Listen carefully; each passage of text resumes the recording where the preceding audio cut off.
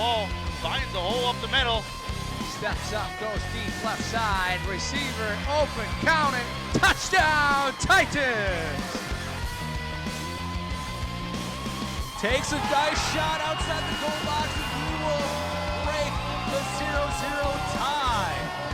Fantastic shot by Kenloff Solon. Giller makes a move, a good one, opportunity here, the Bears score! The Bears strike first. He's at the 40, he's down to the 30, the 20, 10, 5, touchdown, Jalen Bryan. Why not? What a beautiful run. Maureen there, fights her off the puck, opportunity here, another sit, and a goal! Second chance effort for the Pioneers. Put the icing on the cake, if you will, Michael. Go down and got to the outside and said good evening and good night.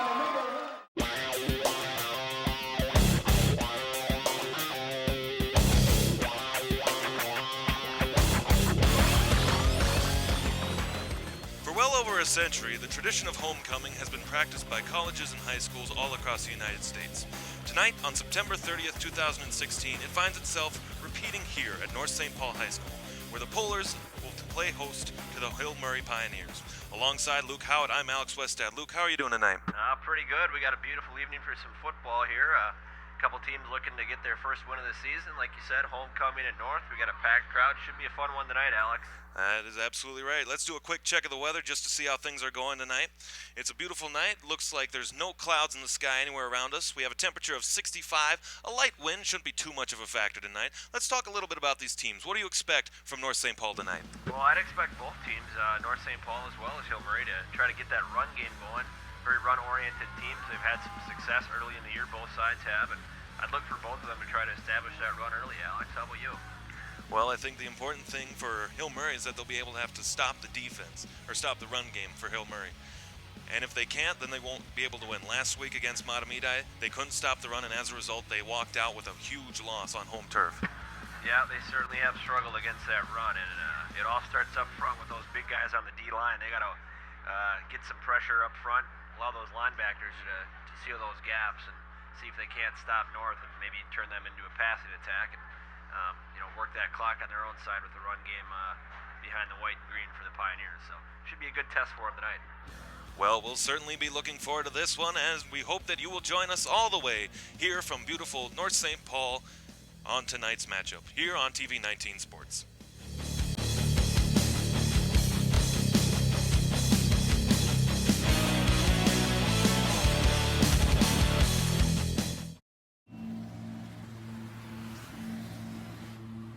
This is the city where danger lurks. Today, a new creature walks among us, terrorizing innocent citizens. They prowl the streets alone and in packs, causing mayhem, destruction, and carnage. Warning. Until this threat can be contained, we must all be on the lookout for the dreaded digital Deadwalkers. They're not looking out for you. Dude! Engage! A public service safety message from the American Academy of Orthopedic Surgeons, who want to keep everyone well connected. Sorry. With strong, healthy bones. Back here from Polar Stadium in North St. Paul, Minnesota, along Highway 36. Once again, my name is Alex West, along with my partner Luke Howard. We're very happy to bring you tonight's matchup between the Polars and the Hill Murray Pioneers. Should be a good one tonight, Alex. Homecoming, like we've talked about. Polars look fired up and ready to go. And on the other side, Hill Murray as well, trying to get something going. They're both looking for their first win, so something's got to give tonight. That is for sure. As you can see, as we look over this beautiful stadium, a newly renovated facility with changes made along Highway 36. We can see a homecoming crowd filing in. Should be an interesting matchup. Now, Sam, Luke, if you could tell us what you think about this North St. Paul offense as they'll start with the ball first here tonight. Well, I like for them to get Kamoga and Odiyemi involved heavily early. Very good rushing attack typically, and kind of goes through them. If they can get that run game going, I think Hill Murray might be in some trouble tonight. I think you're absolutely right. So as we see here, as you look across your television screen, Hill Murray will kick to start tonight's game. The kicker for the Pioneers, and I believe that's number 81, that's Eric Coate. For Coate, he is a junior, 6'2", 175 pounds. He'll also play some time at wide receiver tonight once the Pioneers get hold of the ball. And looks like big opportunity early here, Alex, for the North offense to get moving. Coate standing at his own 36. Waiting for the ready signal. A couple guys run on. That's Joe Donovan, number 14. And number 11, Joe Rubish, back to return for the Polars. As Coate runs up into the ball, and the right-footed kick, a line drive. Fielded by number 14. Again, that's Joe Donovan. Gets outside of the 20. Cuts to the 25. Stopped there. A nice tackle by the Hill Murray defender. That's number 9, Harrison Rust, the senior, on the tackle. And North St. Paul will take over 1st and 10 from their own 26. Good special teams coverage by the Pioneers that kicked this game off, and we'll see what the Hill defense has and see what that Polar offense has going. Like I said, I'd expect to see a heavy dosage of running early on from the men in red and black. Steckler, the quarterback, has Odiyemi in the backfield. One man split out to the left. Odiyemi, Sanzamo as Steckler. In the pistol set, gives a handoff. Gets up to the middle, down to the 30, where he's tackled there. Looked like number 21, Ryan DeMuth, on the run. A nice little pickup there on 1st down. Sets up 2nd and about 5. Yeah, a lot of movement there from the Polar offense, sending some guys in motion, and not a bad start. You can average 5 yards a gain, I think they'd be pretty happy. 2nd and 5, Steckler under the center, fakes the handoff up the middle to Oduyemi, gets to the 35, he's taken down there. A 3-yard gain on 2nd down, sets up a 3rd and short situation. Yeah, 3rd downs will be critical, I think, for both sides. We'll see if Hill can't get off the field early on, get a little momentum going, and I think that'll be something to watch throughout the evening, Alex. Steckler out of the shotgun, Oduyemi right behind him, sends a man in motion, hands it off to him again. 21 on the left side, leaps forward, looks like they'll give him the spot to the 38. Again, that's number 21, Ryan DeMuth, on the carry. That's the first down of the game for North St. Paul. Great effort by DeMuth there, second effort almost, diving forward. Gets just enough to keep those chains moving. Yeah, Luke, I think it'll be that second chance opportunities and driving with the ball that'll help North St. Paul here tonight. You got it. Steckler, pistol set. Hand up to Oduyemi up the middle to the 45. Another nice gain on 1st down. They're really moving the ball well so far. They are. They got to be happy with what they're seeing. On the other side, Hill's going to have to tighten up, or it's going to be a long night for the men in white and green. I'll say that right now. 2nd and 4 for North St. Paul from their own 46. Steckler sends a man in motion to the left. Steckler sends him back. Handoff. It's number 2, that's Ken Kamoga. Kamoga to the 45 and breaks a tackle, and he's got brought down there at the 48. Yeah, nice play there by Zach Slaviero for the Pioneers. He closed that edge down, and the rest came in to finish it up, but not much doing there. Nice containment by the defense for the Pioneers. 3rd and 2 for the Polars from their own 47. Steckler under center with Oduyemi in the backfield. Steckler gets a handoff, gives it to Oduyemi. He's breaking a hole, breaks a tackle. He's going to go to the 40, to the 30, and where he's brought down by a couple of Pioneers. A great run on 3rd down by Oduyemi sets up 1st down in Hill Murray territory.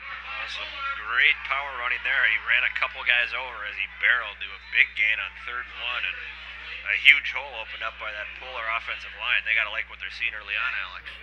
Well, it's like they say, don't stop until you hear the whistles. That's right. He certainly did. He ran a couple guys over on his way.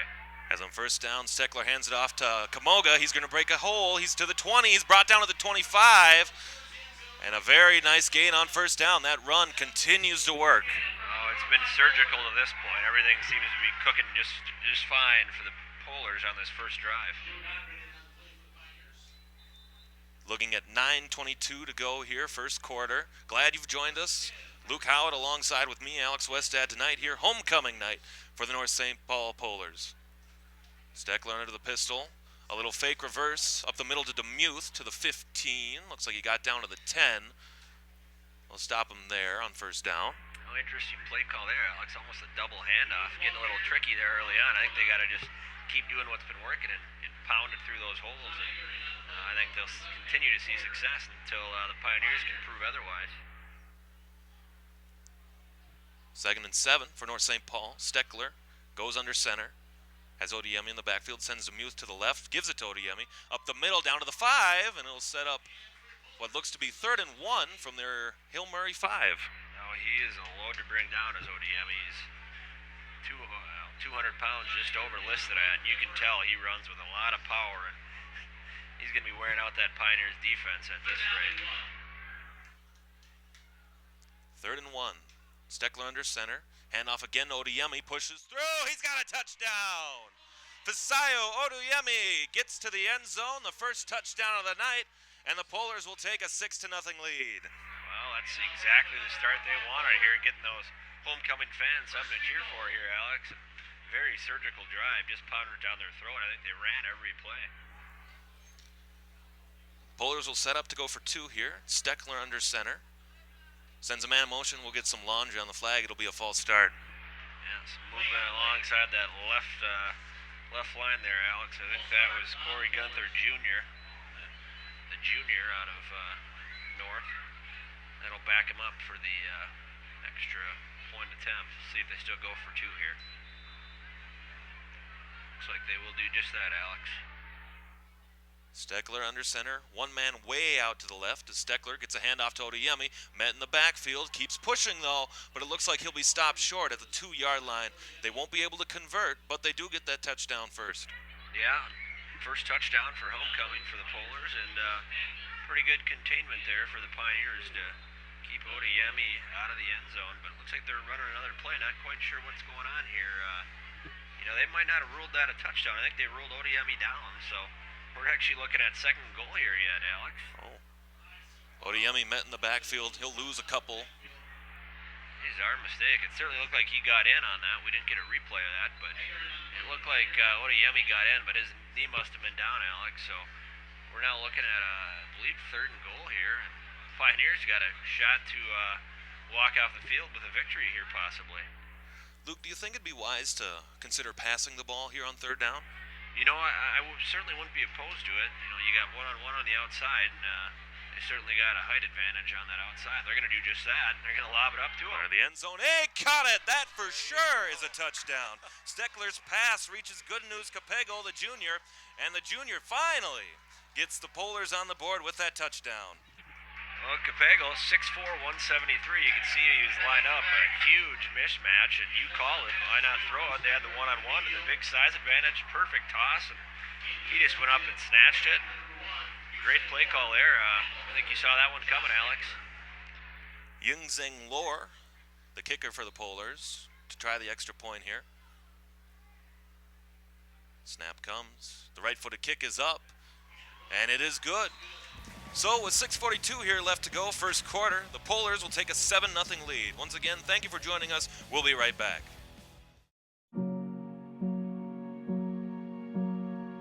You're going to need me. You're going to need us. All of us.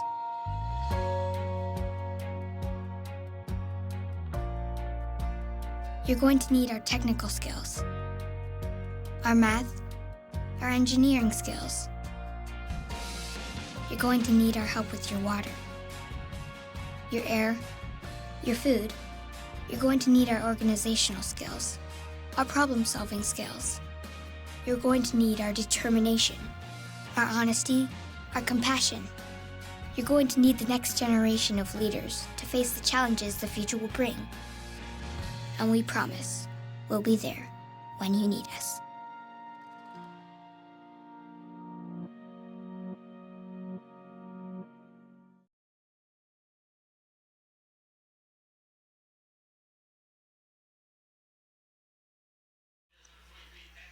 Back here at North St. Paul, 6:42 to go, opening quarter. Polars took their opening drive down the field, a nice touchdown pass to Good News Capego, and the Polars will lead here 7-0. Luke, what have you seen so far? Well, Pioneers unable to stop that run, obviously. Polars did most of their damage on that first drive on the ground, and 3rd and goal, and they throw it up to Good News and got some good news out of it, touchdown, and Polars with a very good drive to start the game. See if the Pioneers can't answer here. The Pioneer return man takes it to the 10, going to his left, cuts back, gets to the 22. He's met by a number of Polars there. He'll be taken down right about the 23-yard line, and that's where the Pioneers will start under first-year head coach Pete Bursich. It looked like Luke Adamski, the junior, on the return.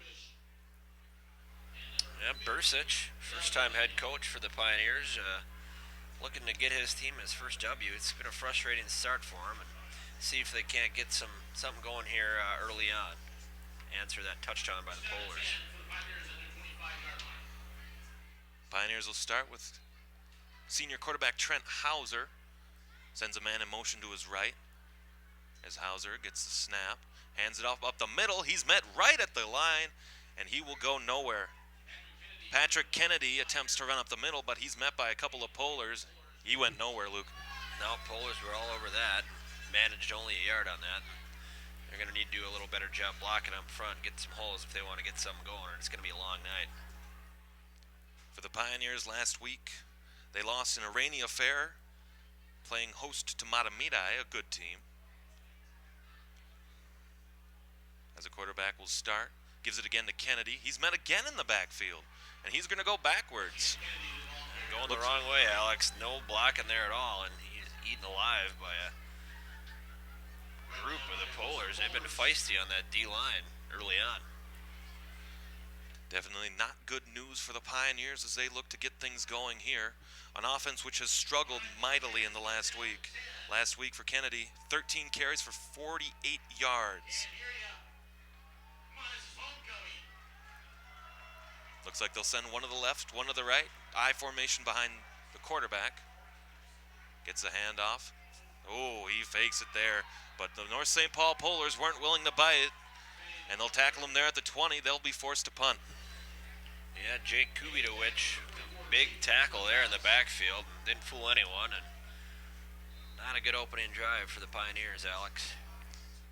Well, Luke, I look at some of this offensive line for the Pioneers, and I noticed that there's a lot of 10s and a lot of 9s, meaning young guys here. Is it inexperience, perhaps? It could be. They're growing. They got a new coach, new system, so you kind of expect some growing pains early on.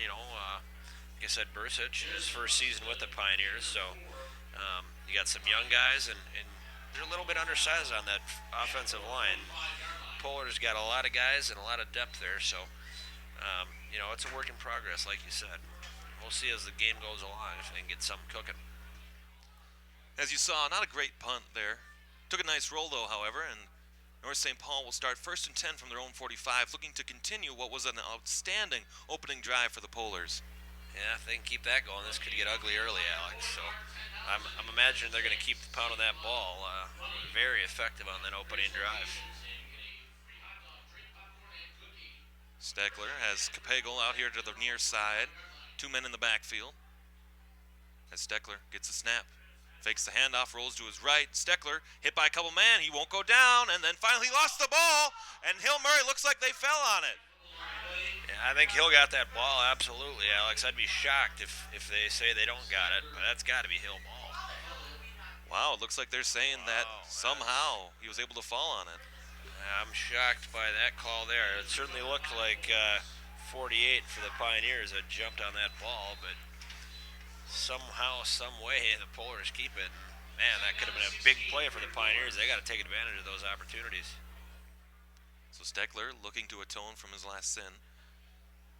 Gets a handoff there. It's Odiemi, pounds his way up. Gains a couple to the North St. Paul 39. It'll set up 3rd and about 16. Another nice play by the senior, John Egger. Big tackle there. Not much doing for the Polars. Not the spot you want to be, 3rd and 16 here, Alex. I'm not sure what they'll dial up, but good start to the drive for the Pioneers defense. Steckler out of the shotgun, gets Odiemi to his right. Two men out to their near side as well as Steckler gets a snap, rolls, blitz comes, and he's hit, and he'll go down at the 30. What a great blitz there by number 79.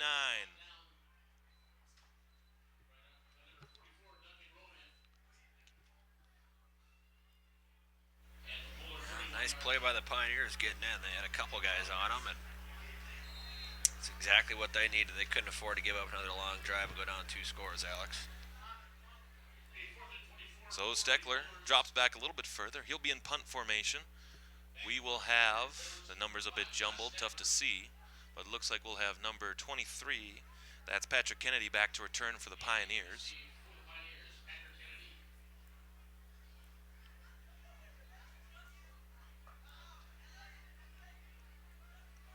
Steckler's punt, high, arcing punt, fielded by Kennedy at 28. He gets brought down to the 30, and there he is right there. That's number 21, Zach Salivero. And Hill Murray will get a little better field position as they'll start at their own 30.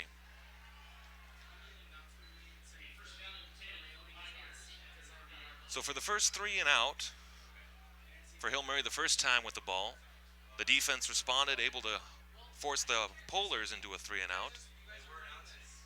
And it looks like the Pioneers will start their offense 1st and 10 from their own 31.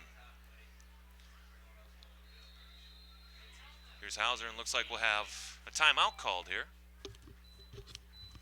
An illegal motion or a false start that'll back the Pioneers up 5.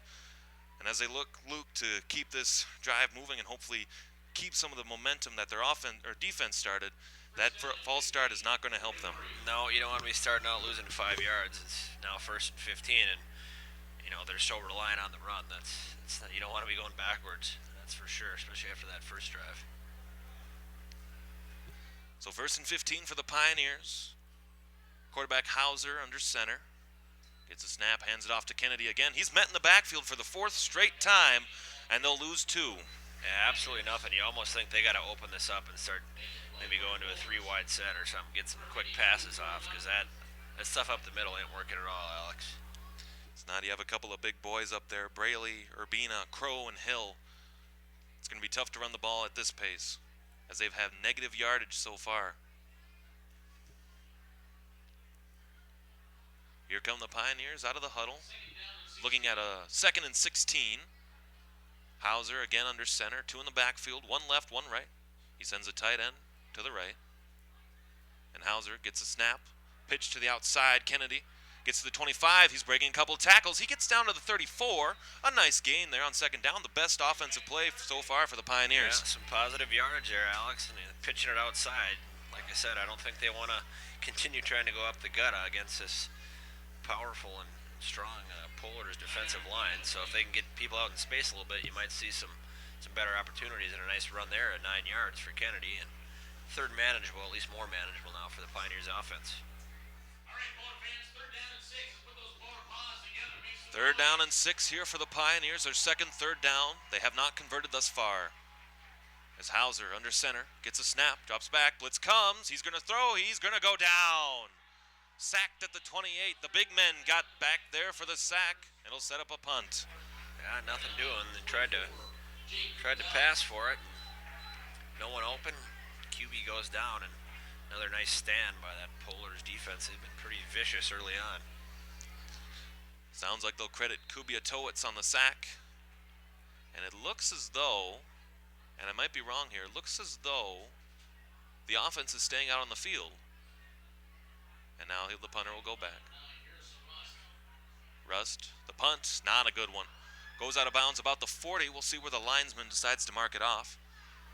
Yeah, I got to be honest with you, Alex. I'm not really sure on that punt formation they line up with. He's only about 5 or 6 yards behind the center, and it doesn't really give him much time to get that kick off. I think they got to back him up a little bit, or maybe there's something more going on there, but I don't think I've seen that before. And I mean, that might have netted him 10 yards most on a punt, and that's certainly not going to help this defense that's been on the field for the majority of the quarter.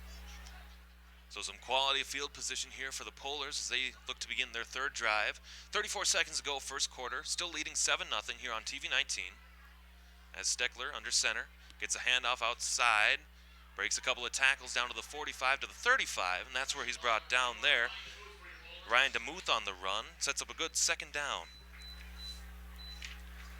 Yeah, good chunk yardage for this Polar running game, and we talked about it in the intro, which team's going to be able to run and stop the run. So far the Polars have stopped the run and ran the ball well.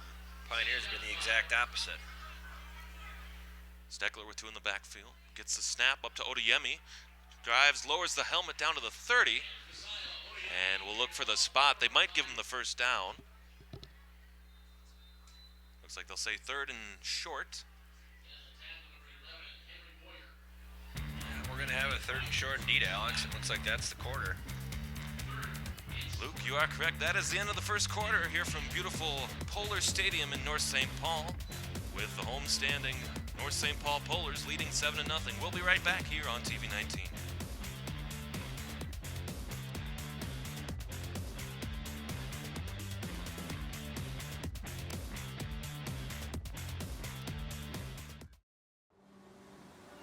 I see my friends out there getting waves and talking about them, and I know exactly what they're doing and what they're feeling and everything. It's like, it's hard. I was diagnosed when I was 57. It was a surprise to me when they told me I had MS. It's like, you sure? Well, the idea is this is a 360-degree virtual reality camera rig. Steve hasn't been able to ride a wave in way too many years, so now I'm going to ride a wave and we get to share it with him. Well, we're going to do something. Just put that on your head. Whoa. Oh, this is unreal. Coming up, coming up, coming up. Boom. Nice. Nice. This is fantastic. Yeah, let me set it up and you get into Set the it up. ride. Let's do that again.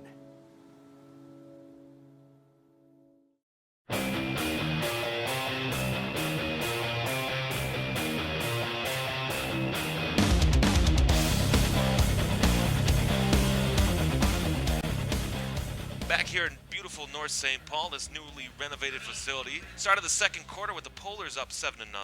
Alongside Luke Howard, I'm Alex Westhead joining you tonight.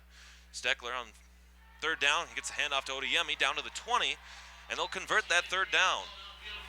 A big conversion there to start the second quarter for the Polars, and they are deep into Pioneer territory yet again, and second quarter is just getting started. Pioneers are going to need to make some kind of stand here. This thing could get ugly early. Well, as we might remember from just on the other side of the first quarter, the Polars started this drive on their own 40 as Steckler does a little motion. Camoga up the middle. Looked like he tried to cut it back. Only got a yard there on first down. That'll set up about 2nd and 9. Yeah, nothing doing on that run. Good stout play by that Pioneer defensive line. And I think they'd be pretty happy if they could hold them to a field goal opportunity here, Alex. 2nd and 9 for the Polars. Looks like they'll send Capego out to the right. A very closed box set, one man. That's Odeyemi in the backfield with him. As Steckler sends a man in motion, loses the snap. He'll cut back out to the left side to the 20, to the 15. They'll see if he can move, but he gets it down to the 20. It'll be a first down at least. 1st and goal coming up here for the Polars. Oh, very fortunate for the Polars. Looked like he might have lost that ball and regained it. Did some ad-libbing, and heck of a play there by Steckler to get a nice gain and a first down for the Polars. Luke, what do you look into the ball handling trouble that the Polars have had thus far? You know, I'm not sure. Maybe jitters, big crowd, homecoming, but they've been very fortunate. They haven't lost any of them, but they're definitely going to want to clean that up because they can't continue to do that, or the Pioneers are going to eventually take advantage of those opportunities, I'd imagine. Steckler handed the ball off to Camoga. Looked like he cut it out to the right side. Got to the 6, but there's a flag down on the field. We'll see what the call is. Looks like it'll be holding against somebody on North St. Paul. Yeah, they're going to be bringing that one back about 10 yards, and the Pioneers will take anything they can get about right now.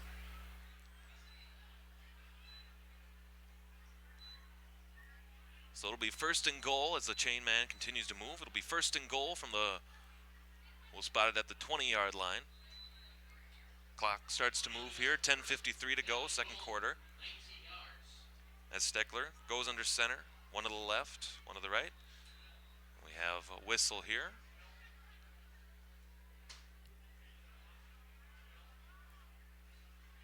Looks like some sort of a conversation on the field, maybe about ball spot. Possibly. Right now they got it marked at the 19. First and goal. They're going to need to get it in there. No first downs available. So I really wouldn't be shocked if they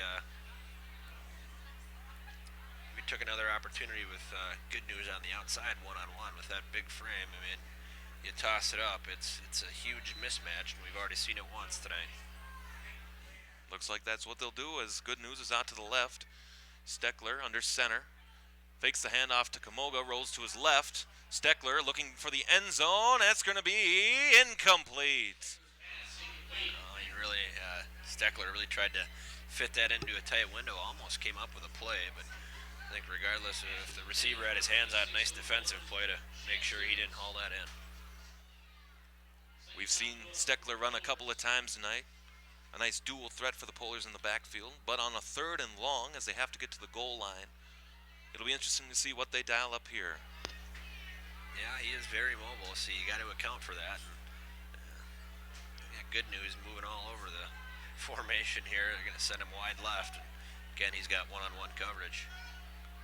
Perhaps a bit of a mismatch on the left side as Steckler gets a snap, hands it off to Odiyemi. They'll just run it up the middle, breaks a couple of tackles to the 15, going to keep pushing, turns the legs. He'll be down at about the 9-yard line, but unfortunately well short of the yard to gain, and will set up a field goal situation here for the Polars. You know, that might have been the discussion they were talking about as far as the down, Alex. It looks like they're marking it only 3rd down here, so they might have another crack at it here. Looks like we'll set up a 3rd down then. Yeah, let's see what comes of this here. 3rd and 10, left hash, as Steckler out of the pistol with Odiyemi behind him. One man to the right. Steckler, a little bit of a reverse to Camoga up the middle. He's going to keep going, but I think he'll be short. Looks like they'll bring him down at about the 1-yard line. That'll set up 4th and 1. Awfully interesting decision here for the Polars. You got 4th and goal, which you'd imagine be a easy field goal, but the way you're running the ball, I think there's got to be some temptation to go for it here, Alex. So far, it looks like they'll keep the kicker off the sideline, and they'll go for it here, or at least line up to. I think you give it to the big man right up the gut until the Pioneers can prove they can stop him. Steckler to Odiyemi on the right side. Looks like it'll be close. Pyle continues to get pushed, waiting for a call. Looks like they'll say it's short, and somehow the Hill Murray Pioneers have been able to force a stop. They'll get the ball set up at their own 1-yard line, looking to go down the field. Well, one of the few stops of the night, and I don't think there could have been a bigger place to do it, Alex. And Pioneers got a long field to go, but a victory for that Pioneers defense nonetheless.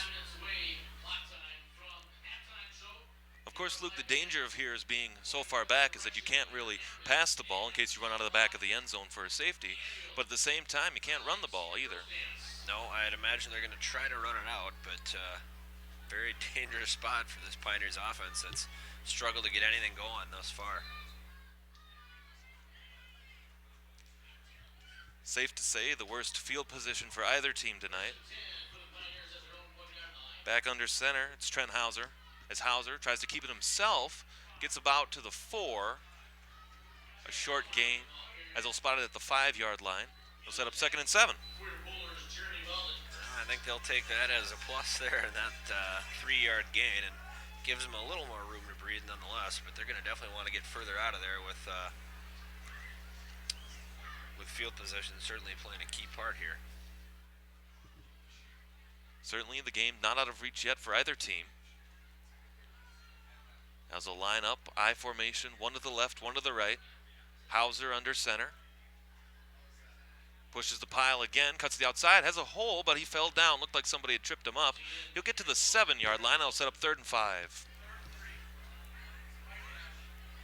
Yeah, 3rd and 5 here. It'll be curious to see if they try to throw for this or if they just keep the ball on the ground and play it conservative here, but they really want to get out of this area. If their punters obviously struggled a little bit tonight too, so you don't want to be giving the ball right back with a tired defense, and Polars will be looking at the ball at midfield if they can't get a first down here. You can hear the crowd coming to life As it's 3rd and 5, Hauser fakes a handoff. It looks like they'll get nothing as the run up the middle doesn't fool the North St. Paul defense, and they'll be forced to punt again. Yeah, this offense seems like a one-trick pony so far, and one trick ain't working too well. So it'll be another punt here. See if they move that punter back a little bit, give him some time, because it's been awfully dangerous with him sitting so close to that snap. Pioneers huddling up. They'll line up again out of that sort of fake punt formation that we see. Harrison Russ, the punter, takes a couple of steps back now. Gets a punt, a high snap, a nice kick. Backs Camoga up to the 40. He'll field it to the 35, cuts to the right, to the 30, and he'll be brought down there. Oh, if he had just avoided one more tackle, he would have had a lot further to go. He certainly had some field in front of him. Good tackle there by the Pioneers, or he might have been still running, and we might be looking at a 2-score game here, but not a bad punt there considering how quick he had to get that off, Alex. A very nice punt. About 49 yards on the punt, 10 yards on the return from Camoga. And it'll be 1st and 10 for the Polars from the Hill Murray 30. As Steckler, out of the pistol set, sends a man in motion to the right. Steckler sends him back, gets the handoff again. Brought down in the backfield. Looks like a short gain. We'll see, try and figure out who that is. It looks like John Egger again. He's made a few plays tonight. Nice shoestring tackle there, and he's been all over the map so far. Chimo Acha on the gain there on 3rd down. The sophomore, as Camoga comes off the field here on the 2nd down.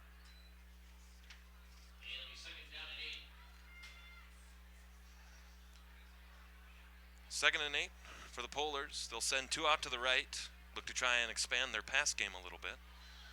It'll be Odiemi behind him. Steckler throws to the right side, looks like a screen. Capego gets a catch to the 20. He's got an edge to the 10, and he's brought down. Looks like he'll be good. He's in for the touchdown. Good news, Capego on a bubble screen gets in for the Polars. It'll be 13-0. Good news, doing it again. He works his way outside. Awfully hard to bring down. A heck of a 2nd and 3rd effort to keep that knee off the ground, and dives in for a plunge. Nice strike there by the Polars. He's been fantastic in this game, Alex. You know, Luke, for all the talking we did about the run-oriented offense, it's been interesting to see the 2 passing touchdowns so far. Yeah, absolutely. Wouldn't have said that going into this one, but they've been feeding good news, and he's been paying dividends early on. Lohr's extra point is up, and it is good. So, with 6:26 to go here, second quarter, the Polars will take a 2-touchdown lead as they lead 14-0. And we'll be right back here on TV 19.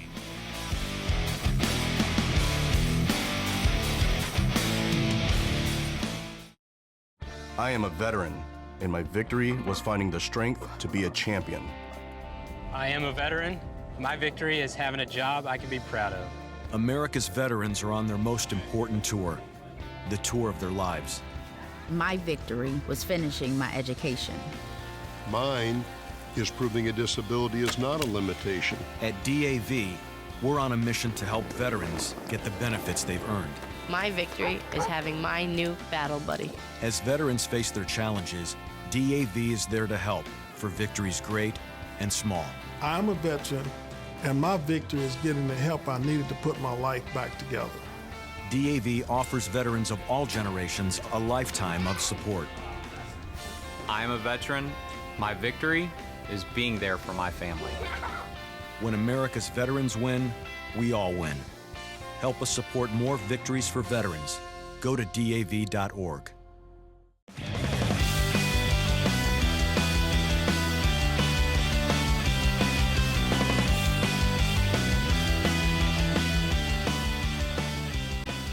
Back here, North St. Paul, second quarter. Lohr to kick off here as the Polars lead 14-0. Goes to the corner of the field, looks like it'll bounce. Take a roll, there's the flag. They'll bring it up to the 40. As the illegal kick out of bounds will give the Pioneers their best starting field position today, trailing 14-0. Luke, what do they need to do to improve things here? Well, that kickoff out of bounds certainly helped, but I think they need to really start mixing it up. It seems like they've been pretty predictable with that run up the gut. Haven't been very effective doing it. You know, maybe you go to 3 wide receiver sets and try to do some quick passes, maybe a bubble screen like we just saw from North. But certainly something's got to give here. They got to get something going. If nothing else, at least get a few first downs so that defense can get a breather. 1st and 10 for the Pioneers. Hauser under center.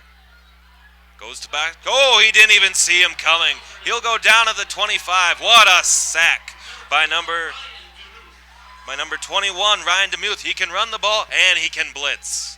He came in quick, and maybe going back to what we were just talking about, Alex. If that offensive line can't run block or pass block, it's going to be an awfully long night for the white and green. So after the sack, the first of the night for either side, sets up a very long 2nd down. They'll spot the ball at their own 26.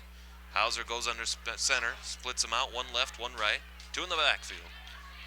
Hauser gets a snap, hands it up again, breaks a couple of tackles, and he'll be brought down at the 30. I believe that's Patrick Kennedy again, doing the lion's share of the rushing so far, but still 3rd and long here. Yeah, they've been looking at 3rd and longs all night, and it's just tough with that offensive line struggling the way it is against this defensive front of the Polars. And not much they can dial up, it seems, to really get things going. I formation again, 1 left, 1 right. As Hauser looks to pass, dump over the middle, and he dropped it. Looked like the pass was intended.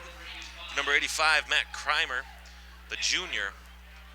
And he'll be 0 for 1 passing tonight, and it looks like they'll bring him in again to punt. Yeah, it's been the highlight of the Pioneers is the punt game. And just nothing doing for that offense. They're going to have to certainly try to make some kind of tweaks or adjustments here, Alex. It's not going to be getting much better. It's been rough sledding this entire half for the Pioneers. Punt formation for the Pioneers. As the punter, Rust, gets the snap. Rolls to the right. It's a fake. There he is. He doesn't miss that one, though. He's up to the 50. Breaks a tackle to the 30, 40, and he'll be brought down there. They'll give him the spot of the North St. Paul 41. The best play thus far as Matt Kreimer makes his mistake again, but this time he's able to catch that ball. He gets to the 41. The best play thus far. Well, brilliant play call. It caught me off guard, that's for sure, Alex. Obviously, they caught that North defense/special teams unit off guard. Maybe that's why they run that kind of tight punt formation. They got a few tricks up their sleeves, but a wide open receiver, and certainly made that one count. A huge play for the Pioneers. As we have a flag on the field, looks like the initial signal there. Looks to be encroachment on the defense. Yeah, that's right, Alex. And more yardage. Pioneers maybe getting a little positive momentum here. At least some good vibes and some good energy after that big play. And they get them jump off sides, and they're moving into that Polars territory. So 1st and 5 here from the North St. Paul 36. I formation. As a quarterback, Hauser sends a man Kreider to the left. Hauser handoff up ahead to Kennedy to the 35. He'll keep the legs churning. Looks like they'll spot him in about the 34, maybe the 33. A nice gain there on 1st down. And we got just over 4 minutes to go here in the first half, Alex. And if the Pioneers could maybe put together a nice 2-3 minute little drive down the field and put some points on the board, I think they'd have to be pretty happy going into half only down 1 score, considering how the game's gone so far. Just past the 4-minute mark here, 2nd quarter. Hauser under center, fakes the screen, and it looks like, he'll be brought down in the backfield, and it looks like they're saying the ball is out. Linesman in no particular rush to come in.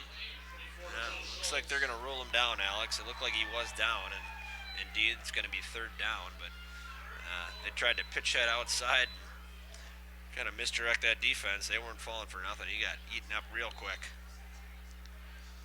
3rd and 4 coming up for the Pioneers from the North St. Paul 35 rather. As Hauser under center again, I formation. Hauser rushing the ball up the middle. It looks like he got the piles at the 30. We'll see where they spot him.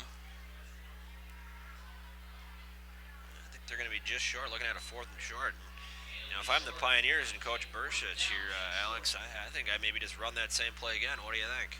I think I agree with you. It seemed to be working, even though You have all those big guys up there for the Polars. Yeah, if you can get a little push, I mean, you just need a yard. You got the ball right there already. I'd just try to jam that home and see if you can't get it, and that's what they do. A nice gain there on 4th down. We got a flag here. Yeah, flag comes in late. The ball got to the 27. We'll see if it goes back, though. This will be interesting. It's odd to see a flag on a play like that where they just hike it and push the pile forward. It came in a little late, like you said, so we'll see as the refs discuss this what the infraction was. A couple of Pioneers look to be motioning, indicating that North St. Paul committed the foul. It'll be a personal foul on the Polars, so they were right. Not really sure what the infraction was there, but it'll move the chains regardless, and the Pioneers will get even closer to that goal line. Yeah, that's a big penalty. You couldn't quite make out who that was on, but nonetheless, a personal foul on the Polars, and Hill Murray just at the right time putting together a drive, all sparked by that great fake punt. 1st and 10 for the Pioneers. They set up shop at the 14. Hauser under center once again. Fakes the handoff, rolling to his right, throws, and it'll be incomplete. Looked like he was intending for Crimer once again, but he dropped it, and it'll set up 2nd and 10. It looked like they had the fullback underneath wide open there, and he didn't see him, but good play design, just poor execution there. I think if they had that one back, they would certainly like to capitalize because they had that defense faked out a little bit there, Alex. Well, I think if you're Hauser, you like the size that Crimer seems to have. He's a big body, 6'1". He's open. Yep. Looks like they'll go out of the Wildcat. Kennedy will keep it himself. Kennedy, as a flag comes in, gets to the 10, keeps pushing. He'll be down at the 7. But we'll wait and see what the flag is. It should set up 3rd down, but again, we'll wait and see what the call.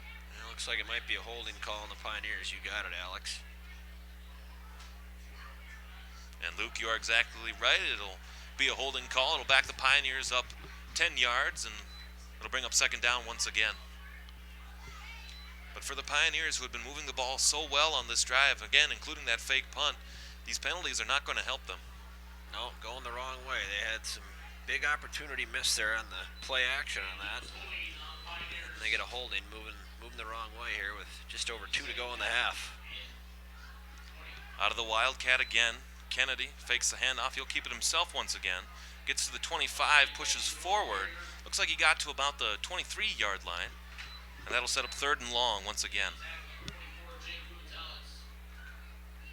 Yeah, 3rd and 20, not what you want to be looking at here. The Pioneers, not a high-octane offense by any means. So Luke, again, considering that the Pioneers are trading, if you're the coach, what call do you make here? Well, I think you try to get something at least down to maybe the 10-yard line and give them a shot at another opportunity in the end zone. But we haven't seen too much explosiveness from this Hill Murray passing game, with the exception of their one big play, which was on a fake punt. So, not really sure, but it looks like they're going to take a timeout, Alex, and discuss this further. Maybe they'll draw something up and see if they can't fool that Polars defense, who's thus far has been pretty strong tonight. A very wise timeout there by head coach Pete Bursich, as his team trails with 1:45 to go, 14-0 here, 2nd quarter.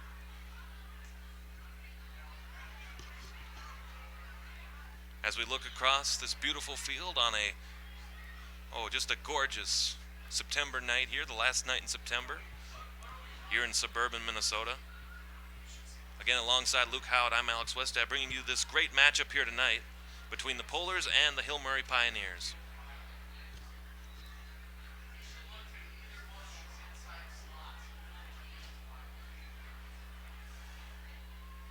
Yeah, it'll be interesting to see what they dial up here. They don't have much of a vertical passing game, but they do have some one-on-one coverage on the outside here, so we'll see if maybe they look that way.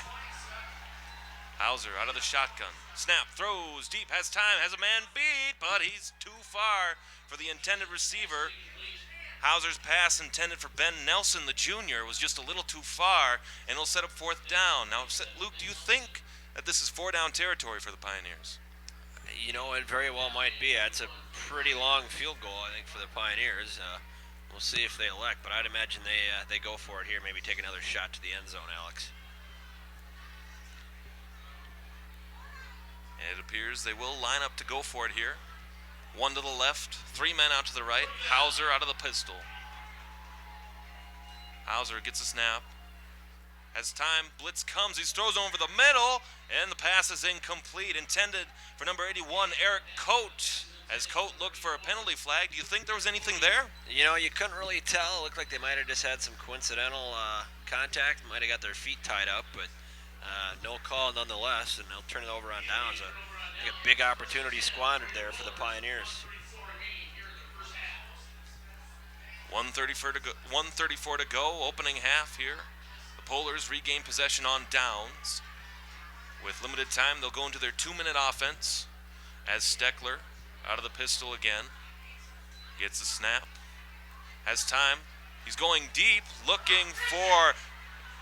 He looked like he was looking for a Camoga, but he just didn't get it, and he almost had it intercepted as number 21, Zach Salvero, was looking in coverage.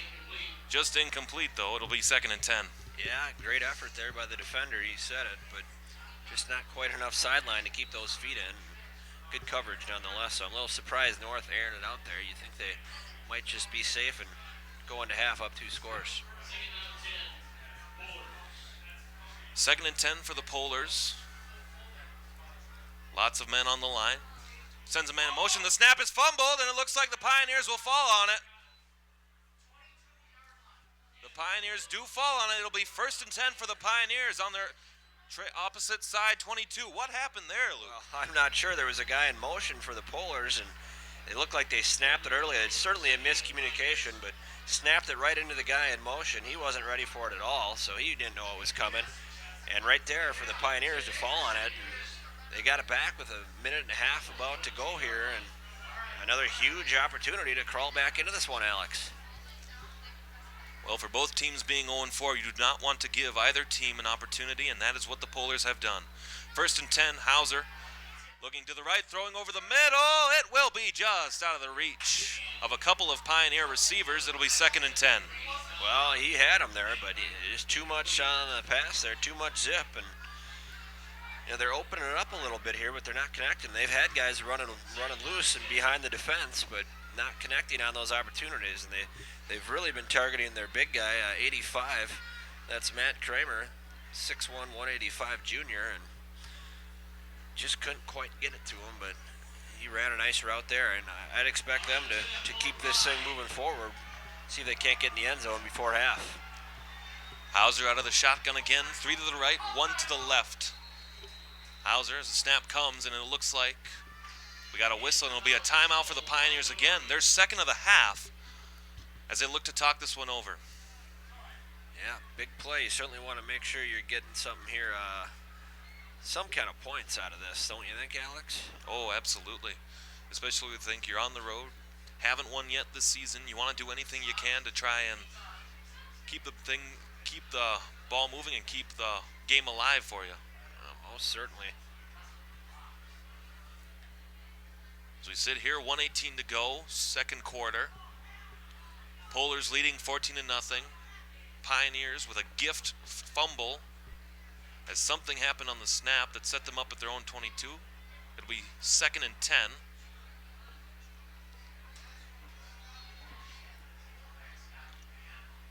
As they'll come back out here.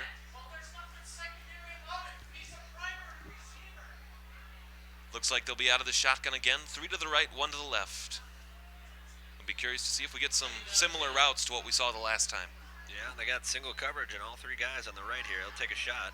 Hauser over the middle. It's caught, and he can't hold on. Number 81, Eric Coate, had possession of it, but just couldn't hold on. Another opportunity missed by the Pioneers. It'll set up 3rd and 10. Yeah, you almost can't make it up, Alex. I mean, they're calling up some good plays. They had him. He walks in for a touchdown there, and I think he got maybe too excited and somehow doesn't hang on to that one. But wide open and a nice toss from the QB there. And again, like you said, another opportunity, big opportunity squandered to make this a 1-score game going into half. And something's got to give here for the Pioneers. They've not been able to make these plays count. got a timeout called here by the Polars as they look to set something up defensively. Luke, we talk about the miscues thus far for the Pioneers. We've talked about the missed catches and the running game hasn't been able to work. Is there anything that they can do to try and improve that? You know, I think they need to keep maybe opening up. They've had the 3 wide receivers. They've had guys open. The biggest thing is executing. You know, they had the guy where he threw it over his head in the end zone. They had that one connected, and the receiver couldn't hold on to it. I don't know if they're having the jitters or just one of those nights, but I think they got to go to those 3 wide sets, maybe even some trips, and open it up. And then maybe you go to those trips, and then you can start getting some more space in the middle with that run game. But certainly the ground and pound out of that I form has not been working for the Pioneers. So the lineup here to go, 3rd and 10 from their own 23. Hauser out of the shotgun. 2 on both sides as he gets the snap. Looks, throws left side. He's got a man, and it's caught for the touchdown. Pioneers get on the scoreboard. That's number 81. That's Eric Coate with his first touchdown catch of the game. And it'll be 6-14. The Pioneers trail now. Well, and how about that toss there, huh? I mean, he put it right in there. You couldn't tell from this angle. It looked like the Polar guy was right on him, but he zinged it in there, and a massive, massive touchdown to possibly put them only down a score going into half. And if you would have said start of the second quarter they could be down only 1 score going into the half, I think you'd be pretty happy if you're Pete Bursich and the Pioneers. The kicker for the Pioneers, it's the man who just caught the touchdown. It's Eric Coate. As a man runs in from the sideline. Snap. Spot is good. Coate's kick is up. And it is good. So after that touchdown, the man Coate kicks the extra point, and the Pioneers draw within 1 touchdown. It's 14-7 Polars with 1:07 to go here, second quarter. Oh, what an answer, and it all from that big turnover from North. And I'm not sure if it was just a miscommunication or if they were trying to run some kind of a trick play with the guy in motion. I certainly would hope not. I mean, when you can just run the clock out with the run game you got, they haven't been able to stop it. You just run it 3-4 times and you go to half up 2 scores. Huge turn of events, and this home crowd's gone a little silent after that, Alex. As we look out here at North St. Paul in their home field, we can see that a number of the students are lining the metal fencing in front of the press box here. A standing room crowd, on the home side anyway, for homecoming tonight. As the Polars look to get their first one of the year, Hill Murray looking to spoil homecoming.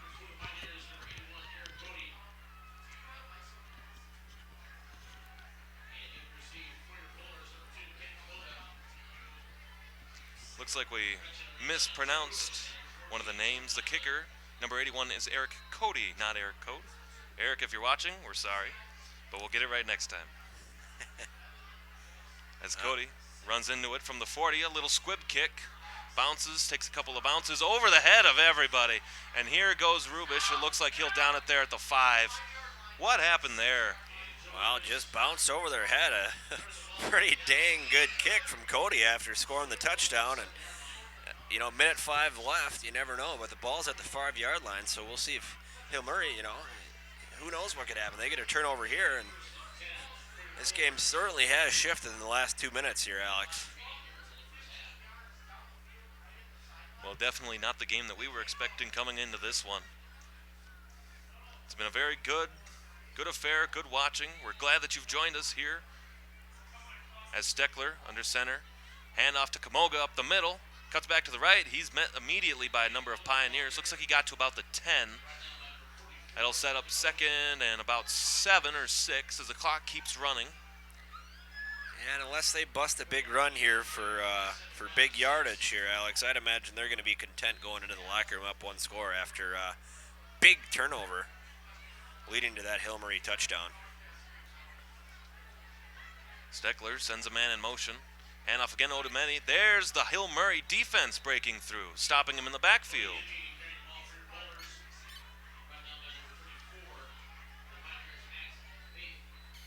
Clock continues to run. Set up third and about 8 or so.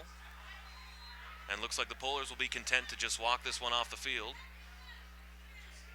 Yeah, and the Pioneers got to be a little disappointed that they had to burn a couple of those timeouts because certainly could use them right now. But I think we're going to be content going into halftime, a one-score game. It started out looking like it was going to get out of hand, and now we got a heck of a game on our hands, Alex. So here we are at the half in beautiful North St. Paul, Minnesota. The Polars on homecoming lead the Hill Murray Pioneers by virtue of a couple of Good News Capego touchdown receptions. They lead 14-7. Once again, thank you for joining us here on TV 19 Sports. We'll be right back with the second half of this one.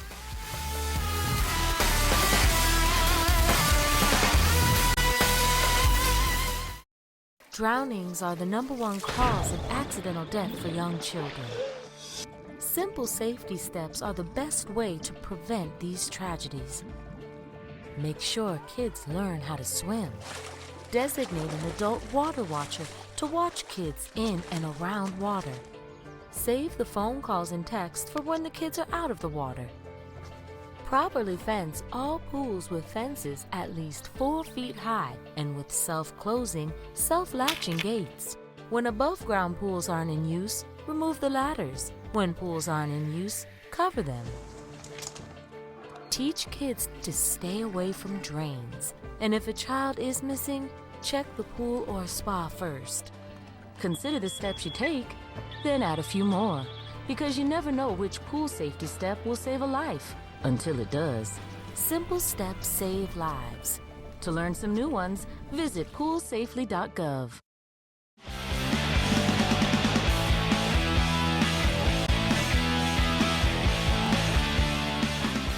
Standing room crowd here, anxiously awaiting for the resume of this one. You see many students lining all the way down the fencing here at the stadium. It is certainly packed in here tonight. Everyone's out here to watch the homecoming and hope the seniors can go out on a high note for the Polars in their, last homecoming here in North St. Paul. Well, it's definitely been a disappointing year, especially after their state tournament appearance last year. To go 8-3 last year and just come out of the gun 0-4, definitely disappointing for them so far. Yeah, it's been a tough start, not what they were hoping for, but still a lot of season left. And if they can go on some kind of run here, you never know what can happen in good old high school football here. Using Lohr, ready for the kickoff, and the right-footed kick, a high end-over-end kick. It'll be fielded at the 12 as he cuts up to the 20, breaks a couple of tackles. He'll be brought down, though, on the 27. Looked like a late hit there. No flags, though. And the Pioneers will start their first drive of the second half, 1st and 10, from their own 28-yard line. Well, looked like he was going to have an opportunity to maybe bust a little loose there, but coverage came in on him quick. Good job by that Polars special teams limiting the return. Looks like the quarterback will still be Trent Hauser.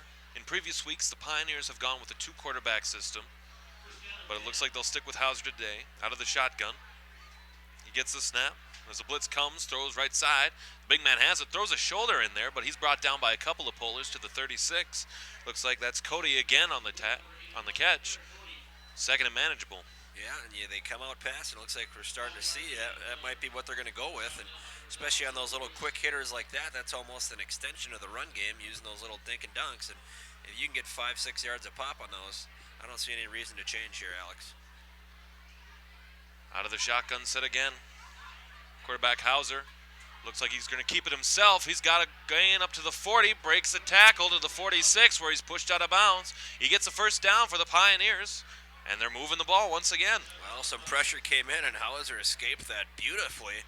Gets a nice big gain there using his legs, and great start to the second half. First 2 plays for the men in white and green.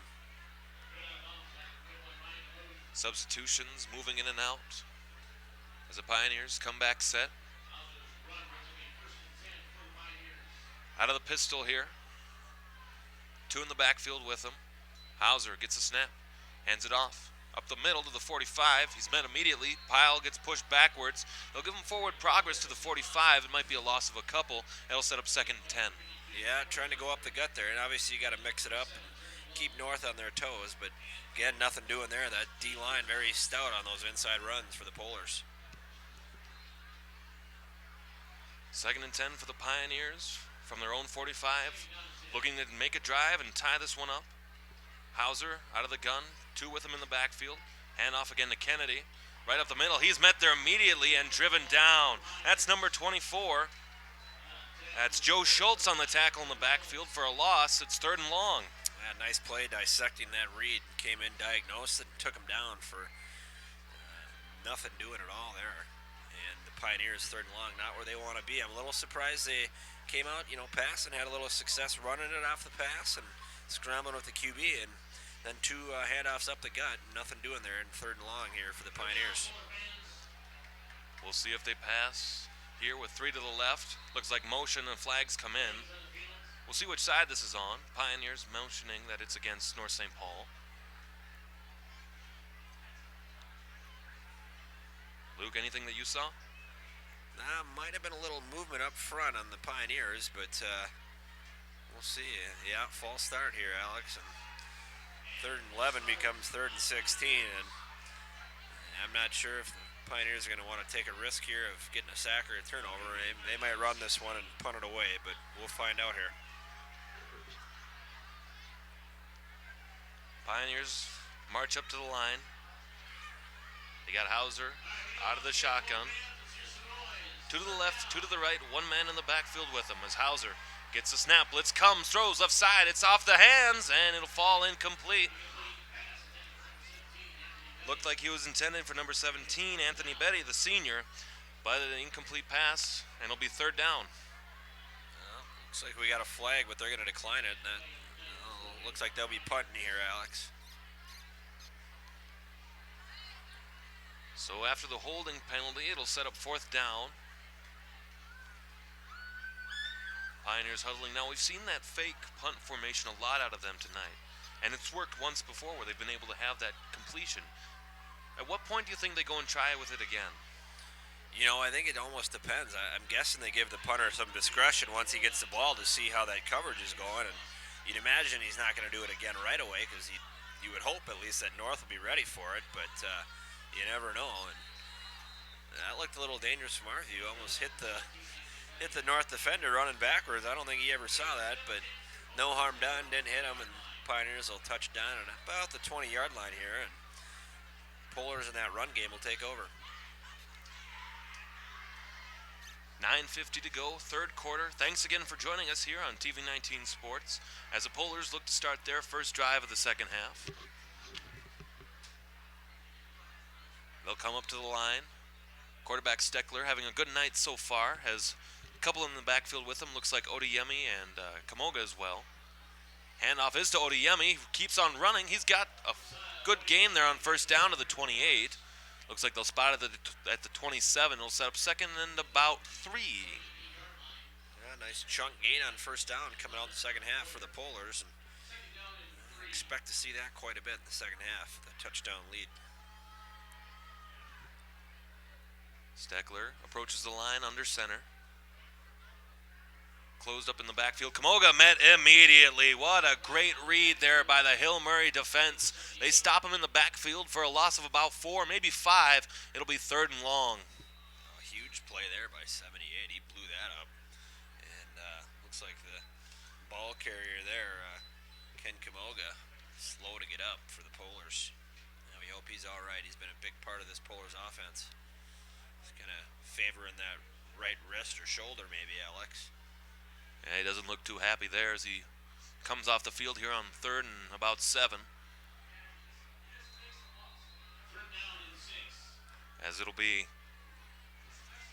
the running back, Chimo Acha, replacing him in the backfield.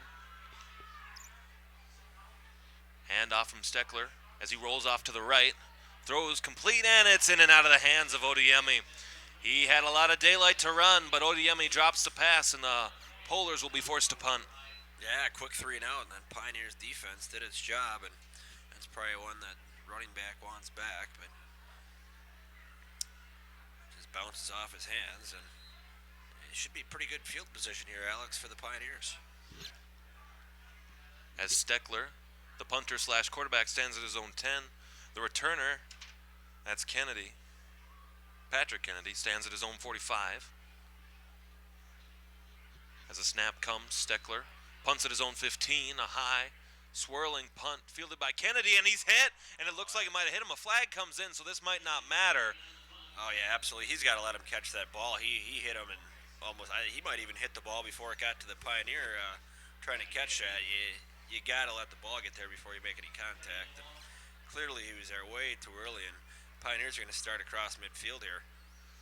As they should, Luke. I completely agree with you. You got to let him make the call, or make the catch. Yeah. And I'm not sure if the Hill Murray player signaled for the fair catch, but you still got to at least let it get to him before you hit him. So, nonetheless, it's going to be a penalty here. We'll see what they call it, but I think that's going to be on a personal foul, it sounds like. So we'll see where they spot it. Should be great field position for the Polars. Looked as if Kennedy was looking to return the ball at the 50, and the ball will be spot. Looks like right about there at the Hill Murray 49. Oh, now they're moving the ball. Yeah, they're going to move this way down, Alex, and a big opportunity for the Pioneers. A huge opportunity to play spoiler here on homecoming, as Hill Murray will have the ball on the North St. Paul 34-yard line, 36 rather, excuse me. Hauser out of the shotgun with 2 to the left and 2 to the right. Hauser gets a snap. Blitz comes, he throws deep, and it's caught there. He's breaking a tackle, and here he goes. He's in for the score. We got us almost a tie game. That's number 17, Anthony Betty, with the catch and run. Broke a couple of tackles, and we're an extra point away from a tie game. Well, and we talked about it, Alex, just coming back from half, is spread that out. They had 4 wide receivers there, 2 each side, and they've been dropping back. They've been giving the quarterback a lot of time to throw. Nice route, and he hit him right in stride, breaks a tackle, walks in, and this crowd seems a little bit stunned right now, Alex. Is pending the PAT. We got a 14-14 ball game. This has been a thriller. Thus far, we like what we've seen, that's for sure. Cody, the kicker. As the extra point comes, the right-footed kick is up, and we have a tie game. So, with 8:36 to go in the third quarter, we are tied up at 14 between the Pioneers and the Polars. Well, you can certainly feel the energy and momentum shifting to the white and green here. And, they scored in the last 2 minutes of the first half. They come out here, and a couple minutes into the second half, they got another touchdown, and what was looking like might have been a runaway by the Polars. Hill Murray's certainly managed to weather that storm, and we got a brand new ball game here. This is going to be a great second half. Polars will be desperately in need of points here. One has to wonder, after the offense was clicking so well in the opening quarter, it has stalled recently, especially with a lot of 3 and outs so far for this Polar offense. And you wonder if maybe it's just the Pioneers adjusting to that and doing some different things on D, or exactly what's going on, but I'd imagine North wants to try to get back to that run, and I wouldn't be shocked if they took a few more shots to get the ball in Good News' hands, because clearly he's seen it. He beat him on that little fade in the end zone early on, one-on-one coverage, and then took a bubble screen about 20 yards to the house. So get the ball in his hands any way you can and let him make a play. Cody with another line drive kick on the ground. This is number 14, Rubish, on the return, I believe. He cuts it back the other way. Now he's going to cut it back again, breaks another tackle before he's brought down finally at the 32, and I'm incorrect. That is Joe Donovan, excuse me. As the Polars will have some great field position here to start their second drive of the half. It'll be 1st and 10 from their own 32.5. Yeah, he did a lot of running there, but he got some pretty good yardage out of it. Not bad starting field position. As here comes Good News back onto the field, and see what the Polars got up their sleeve. Their second drive of the second half. Steckler under center. Handoff is to Odeyemi. Gets up to the 35 before he's brought down. That's a heck of a tackle there. 44. You got to like his work. That's Duncan Roman, the 6'190" senior, making a heck of a tackle on the big back.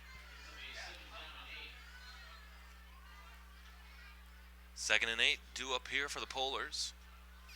As it looks like Steckler will run out of the pistol. Has one to the right. Everybody else in close. Sends a man in motion. Gives it to him. A little bit of an end reverse, and it gets snuffed out of the backfield. What great defensive awareness by the Pioneers to stop them in the backfield for a huge loss. And that's John Egger again. We've called his name a few times, and he just ate that guy alive. Oh, baby, was he on top of that play. And, it seems like they've been getting almost a little acute with those kind of handoff and then pitch, and it just hasn't been working for him. If I'm North, I think I scratched that play out of the book. Well, it looks like they'll talk about it as the Polars take their first time out of this second half. Looks like head coach Eric Longton is not too happy with the way that his offense has performed, and with good reason, too. Yeah, their last few drives, haven't done anything really at all. Drop balls, and the line has not been holding up. You thought maybe as the game went on, the Hill-Murray defensive line would get worn out, and it's been the exact opposite effect, and they've been all over this run game since the middle of the second quarter. Looks like it'll be third and long, a huge cushion for Capegel on the near side as Steckler airs it out. It's intercepted! Number 48 has it. He might go. He's to the 30. He's knocked out of bounds at the 20. Oh, what a beautiful interception by the senior John Egger there. Yeah. And here comes Hill-Murray. Now, guess who again? We've been calling his name quite a bit. He just made a heck of a tackle on that second down run stuff. And then they drop Egger back into coverage, just reads it brilliantly, and makes the play. I think that's one big thing that's been the difference here since Hill's been coming back, Alex, is they're having these opportunities, and they're taking advantage of those opportunities now. Oh, how the tables have turned here in this one as the Pioneers will set up 1st and 10 from the North St. Paul 21. Hauser under center with 2 in the backfield. Gets a snap, hands it off to Kennedy again. He's got a hole. He gets to the 15. He's brought down as he tries to stretch it forward. A nice gain on first down there. And you notice here that now they're starting to go back to that run game. Yeah, we got some late flags flying. I don't know if there was some chatter going on there. I'm guessing it's going to be some kind of a personal foul. Those came in way late, but nice run blocking there. That's for sure. But we'll see what the call is going to be here if they're coming back. Looks like Hill-Murray signaling this is going to be on the Polars. Might be a personal foul, and Polars might be losing their cool a little bit here, Alex. Well, I think so far the homecoming crowd has not helped the Polars, and the Polars have not helped the crowd by committing a lot of penalties and a lot of little mistakes that at the time don't seem like a lot, but over the course of the game add up as we get the call here. Dead ball foul. Unsportsmanlike conduct on the Polars, so that will back them up. Well, Polars need to get those emotions in check. That's for sure. If I'm Coach Longden for the Polars, maybe you call a timeout here and bring them over and you get this thing settled down, because this has been a massive swing in momentum, and the Pioneers are all over them with another massive opportunity to, down 2 scores with 2 minutes to go in the first half, and now they're knocking on the door to go up a score here. We saw head coach Eric Longton arguing with the head official here about the call. We didn't hear anything. We couldn't tell, but either way, it's 1st and goal for the Pioneers as Hauser hands it off to Kennedy. Has a hole, gets to the 5 before he's brought down at about the 4-yard line. Another good gain on first down with this run. Yep, they're getting some holes there, and he's finding them, and another 4-yard gash. And if I'm the Pioneers, I think maybe I do push the pile back where they had some success with those QB sneaks. Do that 2 or 3 times, see what happens. But if I'm that Pioneer offensive line, I'm feeling pretty good right now.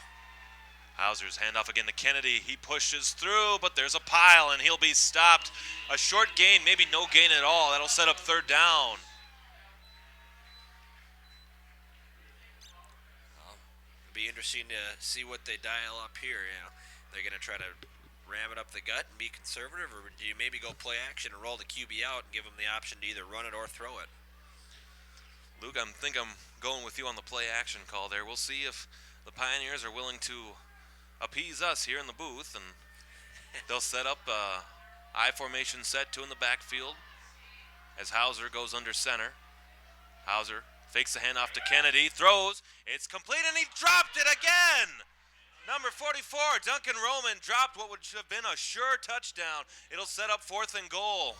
Well, there was that play action getting it to the fullback. They had it dialed up. They had it perfectly called and executed, exactly what they wanted, and just dropped the ball. A huge drop, and we'll see if they're going to go for it or if they're going to try to take the lead. I'd imagine they kick the ball here. But just a great play call. It's exactly what we were calling for up here in the booth, and just couldn't quite make us right 100% on that after he bobbled it right at the goal line too, Alex. A big drop for the Pioneers. 22-yard field goal coming up here for Cody. The snap, the right-footed kick is up, and it is no good. It looked like it was just a little bit short of that goal post, and a wasted possession for the Pioneers. Wow, is that a huge turn of events. You look like they're about to walk in on a touchdown on a nicely designed play. And it looked like the snap kind of bounced off the ground there. Maybe not a good hold, but that was just an odd-looking kick. It kind of rainbowed up and just fell short of the goal line. Maybe there was a little wind blowing it back or something, but nonetheless, the North escape after a big turnover for the Pioneers and no points scored off of it. Opportunity squandered there for the white and green. Meanwhile, the Polars breathing a huge sigh of relief after their last drive ended on a Steckler interception. Steckler out of the pistol. He asks for the snap, handoff.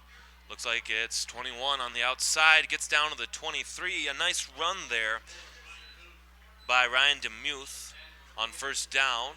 As they go back to the run here, it'll set up about 2nd and 7.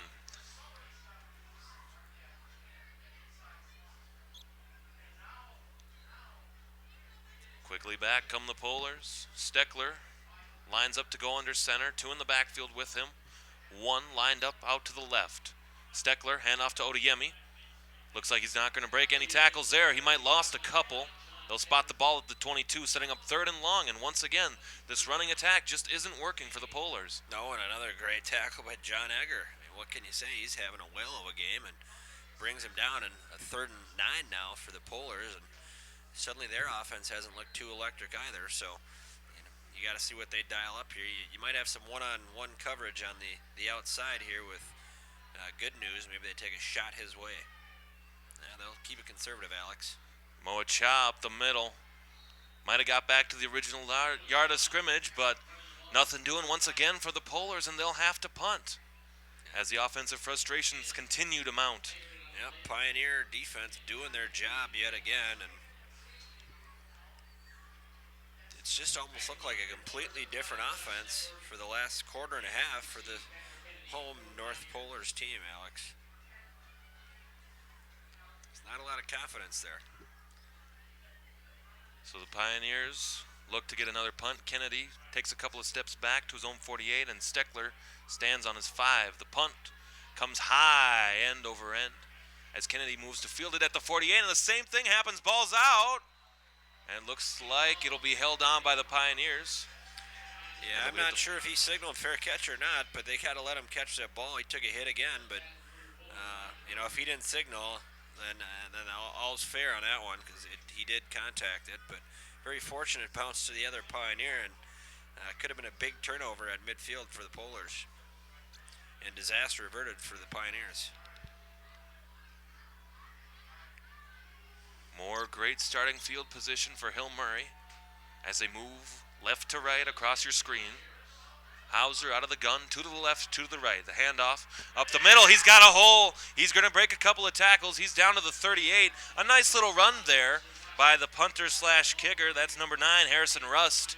A nice gain to the North St. Paul 38. It's first down. Well, that hole parted like the great sea, and he just burst right through that in a big gain, and you can just feel the momentum. The Pioneers are really starting to get that run game going, and that could open up some things in the passing game, Alex. So, tale of 2 halves for the Pioneers.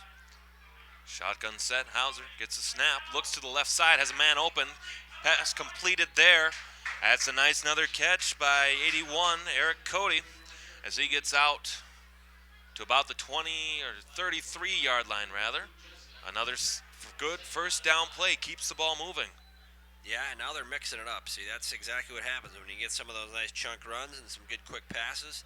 Now you got the defense a little bit on their heels, Alex. They're not quite sure what's coming, so kind of opens the whole playbook up for the Pioneers. Shotgun set again. Hauser with a man in the backfield. Hands it off to Kennedy. Kennedy's able to break a couple of tackles, keeps the legs moving before he gets the first down to the North St. Paul 25, as a couple of guys look like they're having some trouble getting up, but they'll be okay.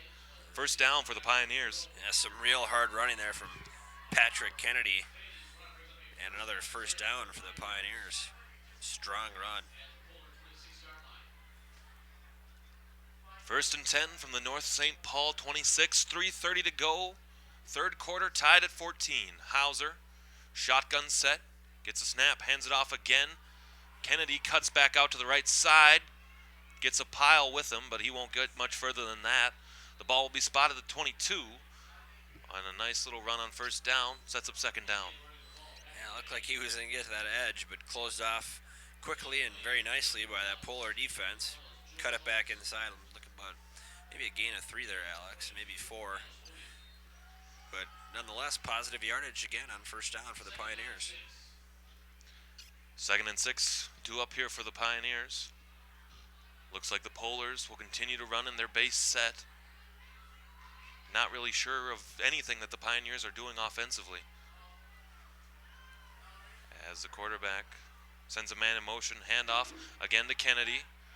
As the Polars, though, they meet him in the backfield. He'll lose a couple. It'll set up third and long as they go back to the original yard of scrimmage from their own 26. Yeah, going the wrong way there. A good play by the Polars there to meet him in the backfield. Third and 9, not where this offense wants to be, but they have shown the ability to stretch the field a little bit on some passing plays. We'll see if they don't take a shot here and keep this drive alive for the Pioneers.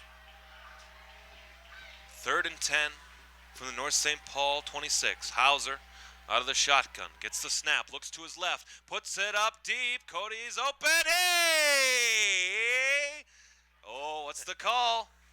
Looks like they'll say it was incomplete. Yeah, just came down beyond his reach. Heck of an effort there from 81 there, but just out of his reach. And interesting field position here, Alex.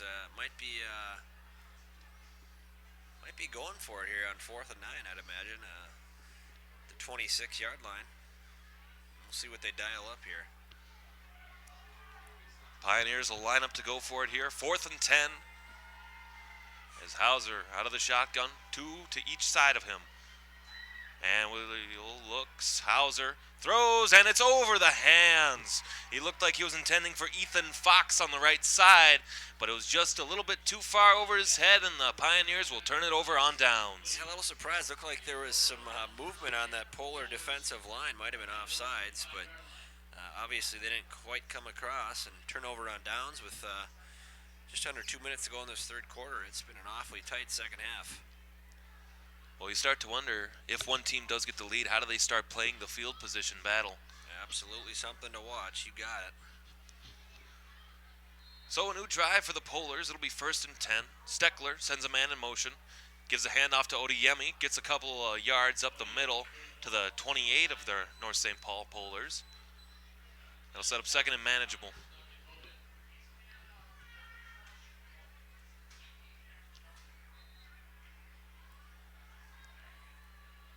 Polars coming back to work. Moving right to left. Steckler out of the pistol. Odiyemi behind him. Sends Kamoga in motion. Handoff is to him, and there go the Pioneers. They meet him in the backfield. He had nothing going. Number 44, Duncan Roman, was there first.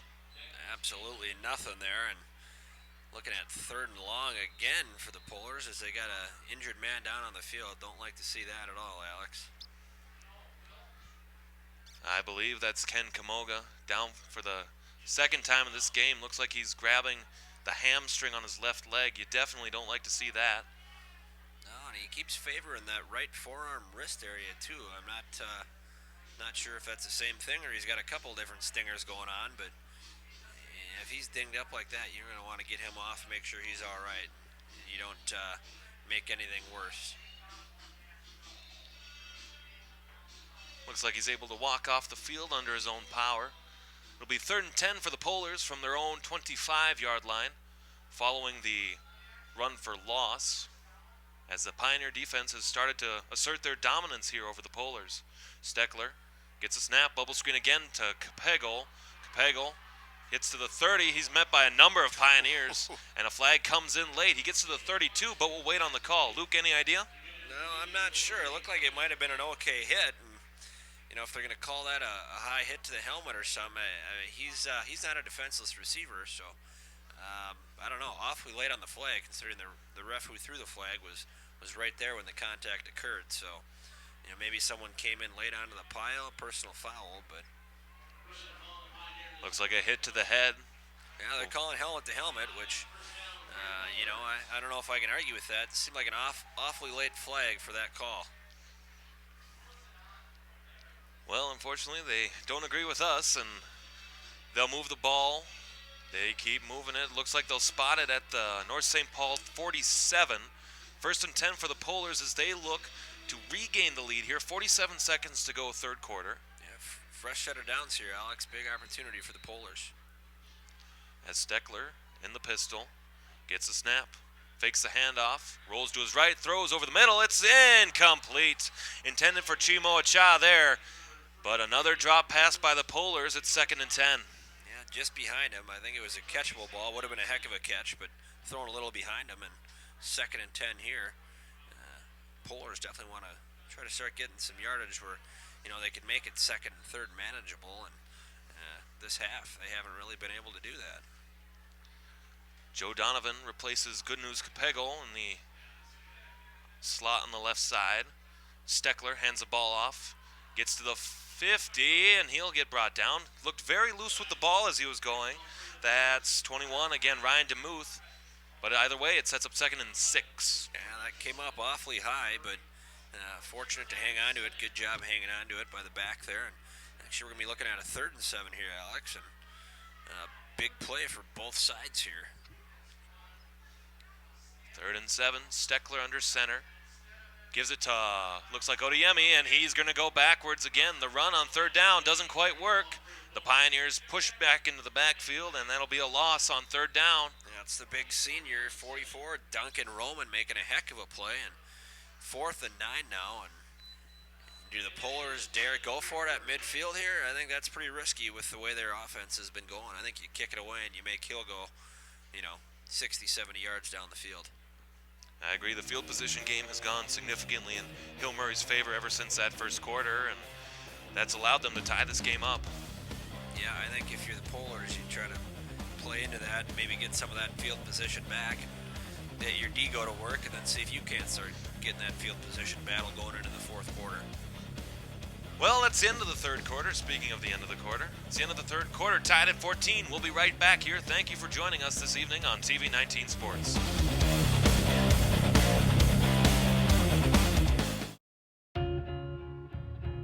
I would do anything for my friends. They're like family to me.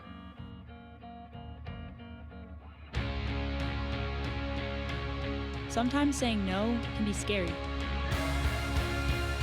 But I'm so glad I was brave enough to say yes to living a drug-free life. This message is brought to you by the U.S. Air Force. And welcome back, TV 19 sports fans. Here we are, North St. Paul, homecoming for the Polars, and a very closely contested game, tied at 14 here at the start of the 4th quarter. Polars will come on to punt here to start. The return man Kennedy, as Steckler's punt fielded at the 40. Kennedy with a punt, he'll watch it bounce, and the Polars will chase as it rolls continually down inside the 10, and they'll field it at the 8. So the Pioneers will have some work to do starting here, 1st and 10.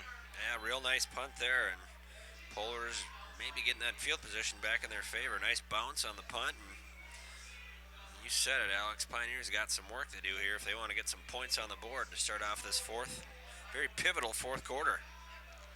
Luke, we talked at the half about how neither team really had anything going. What have you seen that's worked so far here from the Pioneers in the 2nd half? Well, it seems like they've gotten both the run game and the pass game going. Unfortunately, they had a few miscues where they dropped it at the goal line and then a bad snap and a poor kick on that field goal attempt. But they've moved the ball fairly well on this Polar defense. We'll see if they keep it going here. As they do the pass over the middle, it's intercepted! Number 21 for the Polars is able to get there. He's been all over the place. Ryan DeMuth with the interception, and all of a sudden the Polars have a gift right in their own red zone. Yeah, almost a similar play to when the Polars turned it over in the same spot. the quarterback got out of the pressure in the corner of the end zone, but I think that's one he wants to hang on to and maybe just run it and, you know, maybe take a yard loss or gain a yard or two. I think that was a poor decision from the QB there, and you can't be turning it over, especially in your own, inside your own 20. You put your defense in a very bad spot here, and a big opportunity for the home Polars. 1st and 10 from the Polars in the red zone. Steckler out of the pistol. Gives a handoff. It's a fumble, and the Pioneers are able to fall on it. It looked like maybe one of the North St. Paul players was able to get in there. I think 33 jumped on it. Huge play by him to get on that. Again, another miscue. Chimo Achag jumps on that and saves the day for the Polars, but yeah, they've certainly struggled with some miscues on the snaps. A near costly mistake there for North St. Paul. It'll be 2nd and long as Steckler out of the pistol. Steckler gets a snap, bubble screen to the right. Capegel gets a catch. He's up to the 10 before he's pushed back by the Pioneers. A nice little gain there on 2nd down, almost back to the original line of scrimmage. Well, big 3rd down here. And you have to ask yourself, if you don't make this 3rd down, are you in field goal position too? You would hope that they could maybe attempt a field goal, but, you know, if you take a sack or something, then you really know. You know, anything's a possibility at this level, and we'll see what they dial up. They might try to do another jump ball over to the Good News. He's been, of course, their favorite weapon in the passing game. But really, it's been a limited passing game, don't you think, Alex, for the Polars, with the exception of Good News making some plays. They haven't really targeted many other people in the passing game. Not at all, and for the people that have been targeted, they have not been able to hold on. As Steckler on 3rd down, late as he throws in, a leaping dive is incomplete there, is almost intercepted. That's number 10 for the Pioneers, Alex Blomendahl. Can't hit the interception, and I believe it's 3rd down. Yeah, Blomendahl there couldn't quite corral it, but Egger coming in again with the pressure and making him get rid of it. He's had a fantastic game tonight. Well, definitely player of the game consideration so far for him. Yeah, absolutely, Alex, you got it. 3rd and long for the Polars. As Steckler goes under center, sends one out to the right. It's Good News. Fakes the handoff, rolls to his right, throws over the middle. He's got a man open, wide open, and out of the hands again. Just overshot him, and he couldn't corral it there. A big opportunity squandered there. Pass intended for the junior Shad Stibbins, a very large 6'1", 234 for him. And it'll be a decision time here for the Polars. Will they kick it or will they go for it? And, you know, I'm not sure if I missed something, Alex, but didn't they fumble the ball on that first play? And then the second play was the pass to Good News. And then the third play, the QB was pressured. Wasn't that their 4th play right there? Luke, I think you might be right. Unless I missed a flag or something, that seems like that was their 4th play. So I'm not sure what happened there, but nonetheless, they're going to go for a field goal, see if they can't go up by 3 here. Looks like a 34-yard field goal for Lohr. The right-footed kick is up, and it is no good. Both teams exchanged missed field goals, and here we are with 10:21 to go, 4th quarter. We are still tied at 14. Yeah, eerily similar there, Alex. The turnover from North, deep in their own territory, and the Pioneers squander an opportunity with a missed field goal. Pioneers come back, turn it over in their own territory, and the Polars miss the field goal. So 2 very similar missed opportunities by both teams. Pioneers will take back over, and this one's getting down to the wire. Just over 10 minutes to go, Alex, and we still got a 14-14 game. This has been a heck of a battle. Frustrations mounting for both sides, but when will it break? The handoff to Kennedy up to the middle to the 25, spins out of a tackle, but he's brought down there at the 24. A nice gain on 1st down for the Pioneers. Yeah, run blocking has been much better in this second half. I don't know if Pete Bursich and the staff have made some adjustments or if the players are just opening up those holes better, but the run game has been much more effective for this Pioneers squad. Looks like we have a man down for the Polars. That's number 24. That's Joe Schultz down grabbing his legs. Well, he looks to be in pain. You gotta hope he's all right as the staff comes out to take a peek.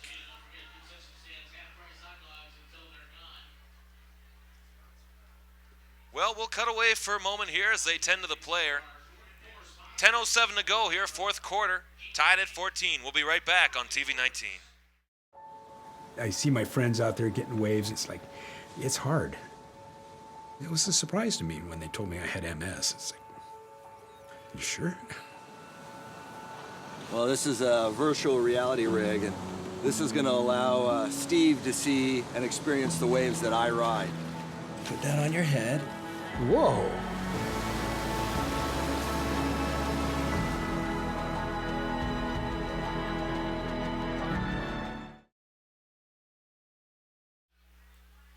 Back here at North St. Paul, 10:07 to go. Fourth quarter, tied at 14. Pioneers setting up a 2nd and 5. Alongside Luke Howard, I'm Alex Westad, bringing you this incredibly close contest tonight as the Pioneers send a man in motion.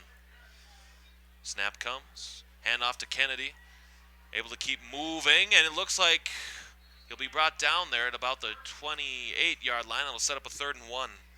Yeah, just shy, but it's really strong running this second half from Kennedy. He's had a lot better lanes to run through as well. 3rd and 1. A tale of two halves for the Hill Murray Pioneers and the North St. Paul Polars. As the Pioneers have had everything going for them this way since the first half ended, they'll push forward, and it looks like, based on the spot, it looks like they'll get that for the first down.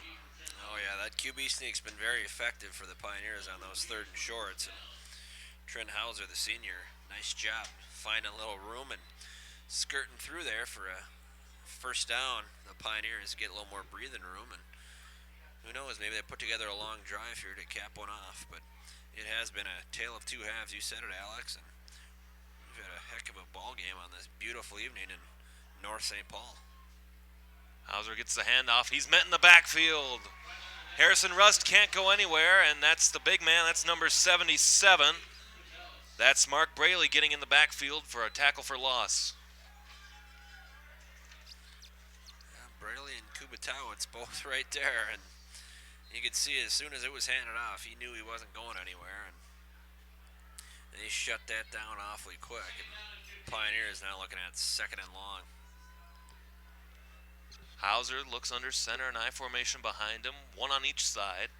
Hauser drops back. Blitz comes, throws it over the middle. It's complete there. He's got a hold of the outside. It's Kennedy. Kennedy cuts back to the 30, to the 40. He might go. He can't break the tackle, though. He'll be down at the 45. It's first down for the Pioneers. Oh, brilliant little screen play call there, don't you think, Alex? They had that whole defense off, and a lot of room. If he had a few more blockers, he might have been off to the races, but an absolutely great play call on 2nd and 15, and they get the first down and a fresh set of downs. 1st and 10 from their own 46 for the Pioneers. Hauser, look at things out of the shotgun, 2 to the right, 1 to the left. The blitz comes, handoff though to Kennedy. As Kennedy's able to cut it back up, he'll be down at the 48. A nice gain on first down. Yeah, and a very good play call. You saw the blitz coming in on the outside from the secondary, and a good play call to run it right up the gut against that blitz. And if he would have held on to that ball, he might have been creamed. So good play call there from Pioneers. 2nd and 8 for the Pioneers from their own 48. I formation, Hauser under center. Gets a snap, hands it up again. I think that's Rust. Rust gets on the other side of midfield. He'll be stopped at the 48. A nice gain there, 3rd and short.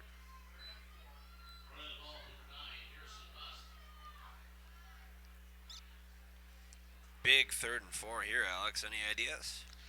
Well, I think that you try and switch it up. We've seen a lot of runs on this possession. I'd like to see them go with a nice little short pass over the middle. Maybe look at one of the big guys. Give Cody a chance to make the catch. Otherwise, you got other big guys. You got Jake Krantz possible too. You got it. 3rd and 4, Hauser fakes a handoff. The ball is out. He's able to fall on it, or maybe not. The ball's still loose, and the Polars fall on it. Oh, what a turn of events as the Polars are able to get there in the backfield on the fumble recovery. That's 27, Jeremy Weldon, the sophomore, and the Polars make something out of nothing there. And if you're Hauser there's no sense picking that up to try to run. You got to get on that ball and punt it away, and that's a big mistake there by the Pioneers, and Polars there to capitalize on it. But like I said, Hauser had a chance to fall on that. Instead, he tried to pick it up and run, got hit. And disastrous, possibly, for this Pioneers team. Steckler comes under center. Fakes the handoff. He's going to keep it himself, but the Pioneer defense is there right again. He'll go down at the 49. A number of Pioneers get back there to stop Steckler for a nice loss. And that's 90 Roman Ogren leading the way there. And a fantastic play. He didn't fall for that fake at all. And he ate that play up alive. And going the wrong way, second and long. Polars have had a lot of second and third and longs in this second half, it seems, Alex. In other news, it looks like Ken Kamoga's returned to the sideline with his pads off and his helmet off. His night is probably done here at homecoming. Second and about 15 set up here for the Polars. Steckler sends a man in motion. Handoff is to Odeyemi, gets it back to the original line of scrimmage. It'll set up 3rd and 10.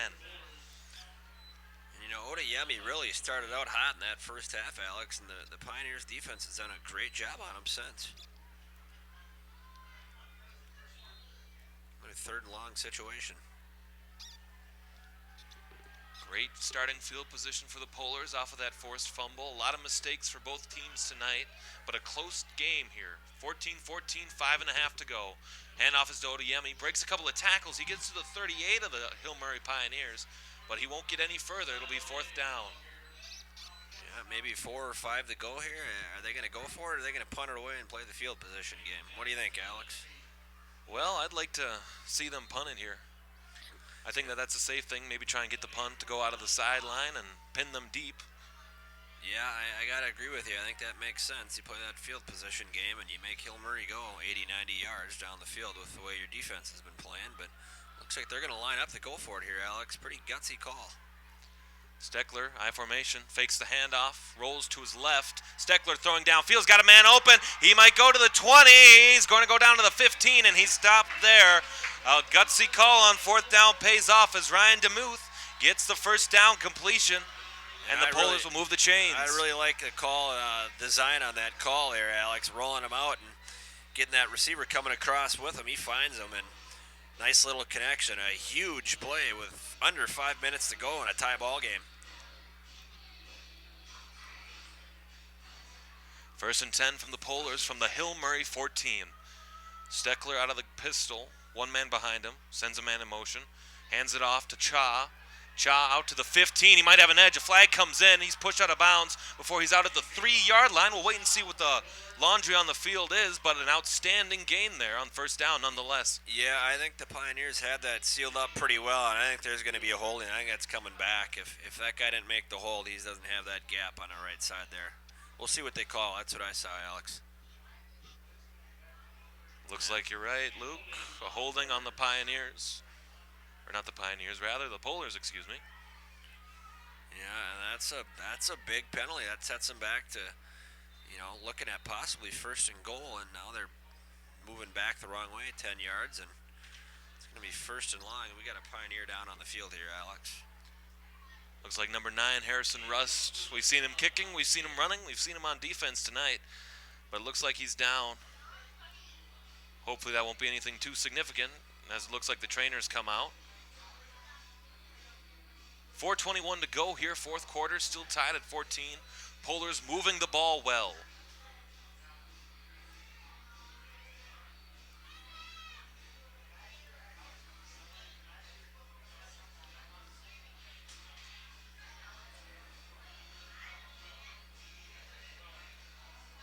Looks like we won't have any sort of a break or a stoppage, so we'll come on back here. It'll be 1st and very long at the 27-yard line. The line to gain looks like it's the 4. As Steckler lines his troops up. Everybody in close except for Capego, who's out to the right. Steckler goes under center. Sends a man in motion. Hand off to Odeyemi. Has a hole. He might go. He's out to the 15. He might break it. 10, 5. Touchdown, Polars! Fisayo Odeyemi breaks a big one, and the Polars regain the lead. Well, some great blocking up front. They let him get to the outside. He does the rest. He can really motor for a big man, and he showed it right there. And a huge touchdown with just over 4 minutes remaining. They'll be up 7 pending the PAT here, Alex. Massive run.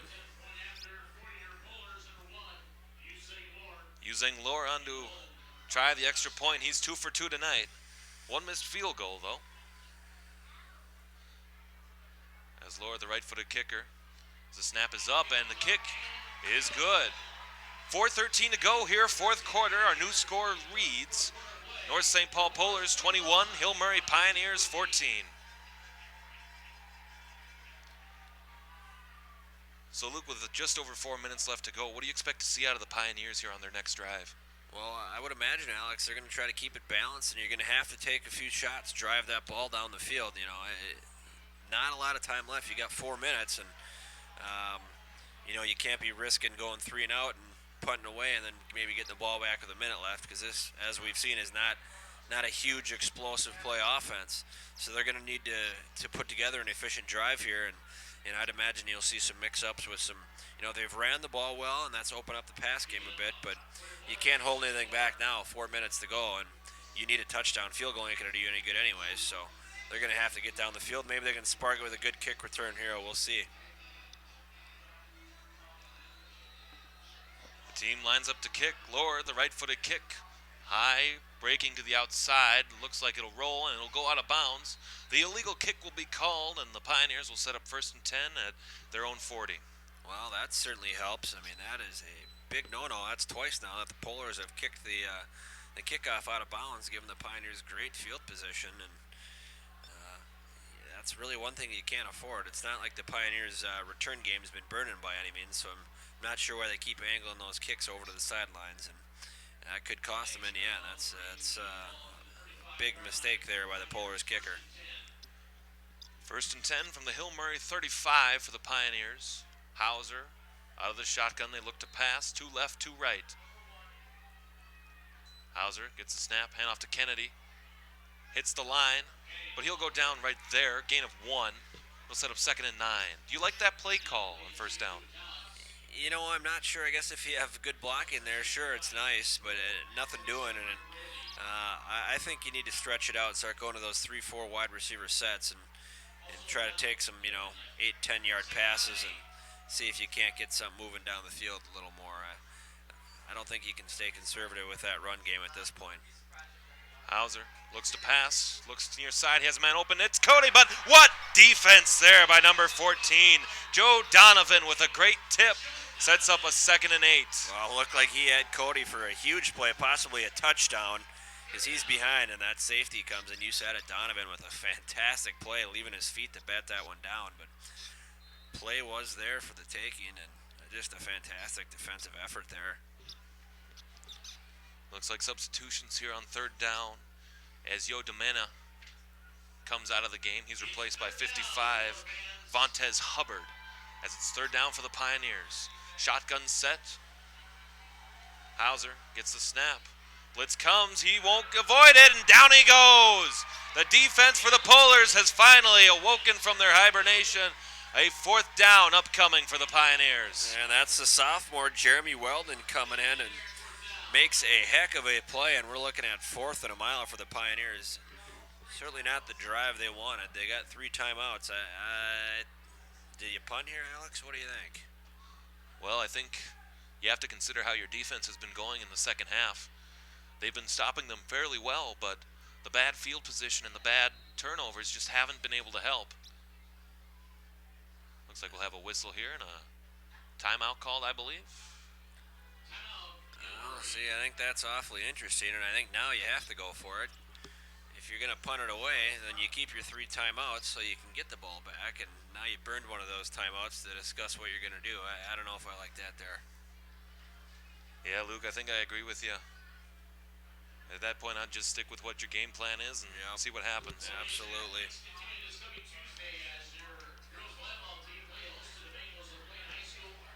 Setting up here for 4th and 18 from the Hill Murray 27. 3:01 to go here, 4th quarter. Pioneers are trailing 14-21. An outstanding atmosphere, an outstanding game that we've witnessed here tonight. Wouldn't you say, Luke? Yeah, it's been great. We've pretty much had it all back and forth, and it's been a real treat for the fans here. A beautiful evening of weather and a Nice, close, competitive game of high school football, and not much more you can ask for on a Friday night, Alex. Harrison Rust into punt. The punt is a high arcing punt. Looks like it'll roll. A favorable Pioneer roll down to the 30, and it looks like it'll come to the stop at the 28. A great punt there by Harrison Rust, and the Pioneer defense will have to step up and do something here. Absolutely. Pretty much one first down for the Polars, and that'll wind them down to a homecoming victory, so the Pioneers are going to have to be extremely stout on here. If you're the Polars, I'd imagine you run the ball. You have to be careful, though, with that runs, with all the turnovers that we've seen tonight. You have to be able to keep both hands on the ball and keep it in close. That's right, and we've seen some struggles. They've had 2 or 3 issues with the snap, so something to watch here. On first down, Steckler gives it up, and that might be enough for the first down right there. A nice first down gain by number 21, Ryan DeMuth, up the middle. The chains will move, and it'll be 1st and 10.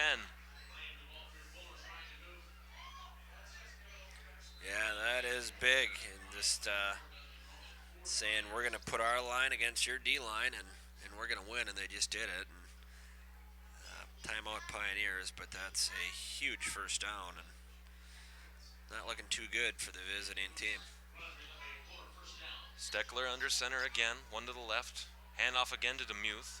DeMuth to the 40, tries to break a couple of tackles. He's at the 45, and he'll be stopped at the 46. A nice gain on second down. And here comes that second timeout.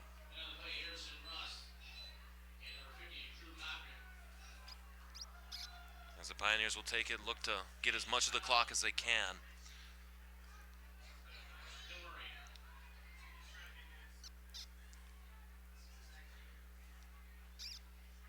If you've joined us late for whatever reason, a number of passing touchdowns for both sides have given our score here tonight. For the North St. Paul, Capegel, a couple of touchdown catches from the quarterback Josh Steckler, and the same on Hill Murray, as I believe number 81, Eric Cody, has had a number of catches. But the big one, the one that's broken it open for the North St. Paul Polars, the last touchdown run by Fisayo Odiyemi to give them a 21-14 lead.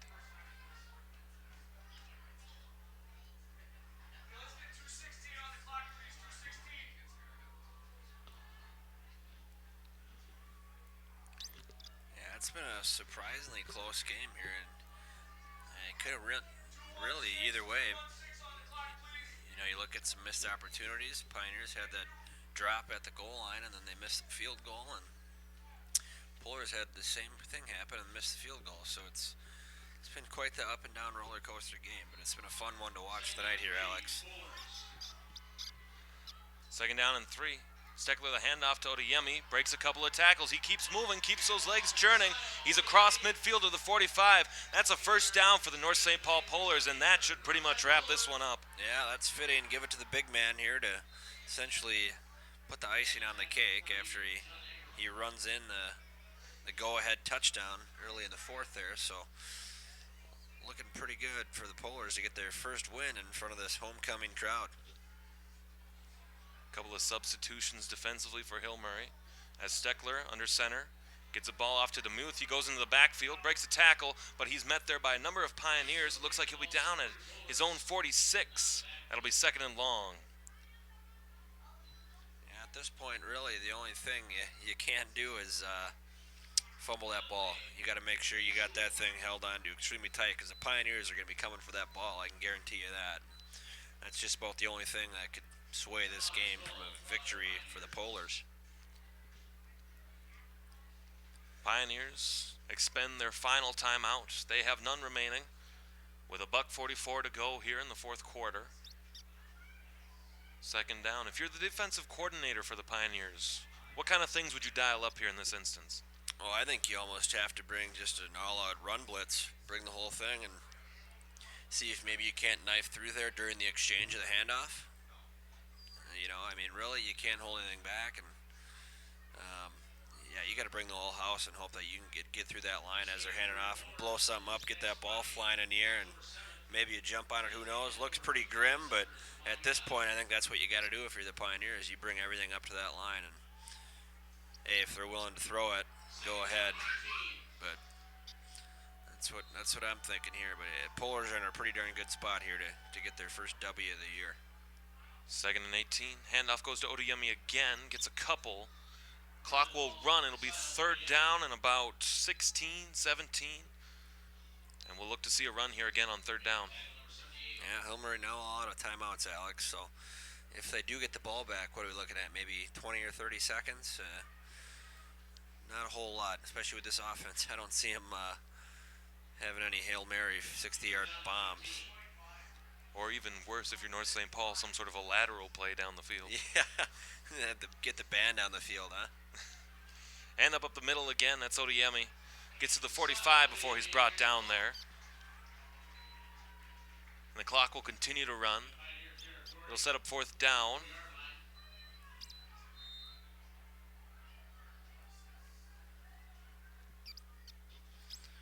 Clock continues to run down under 50 seconds. 4th and 9, are they just going to take a knee here? They're going to punt it away.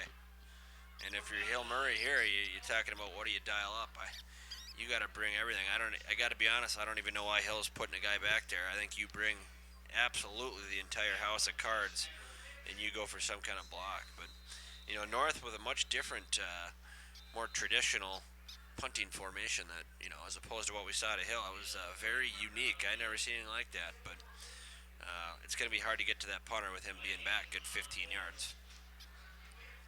The Polars took the delay of game penalty. That'll back them up 5. A little more room for the punter, Steckler. Pioneers exchanging a couple guys back deep. Bloemendahl gives way for Kennedy.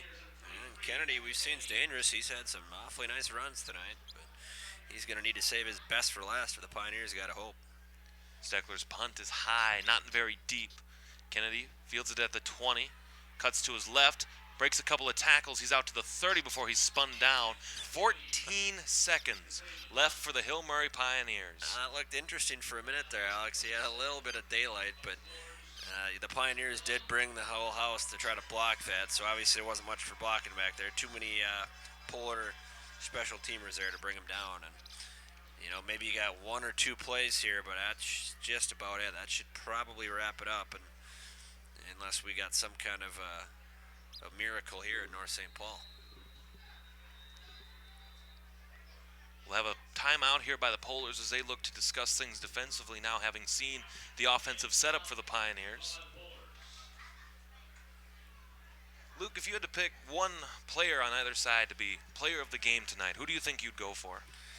Well, just seeing as how hard he ran and he had the game-winning touchdown, you got to go with 35, Seo Odeyemi. He had a heck of a game, Alex.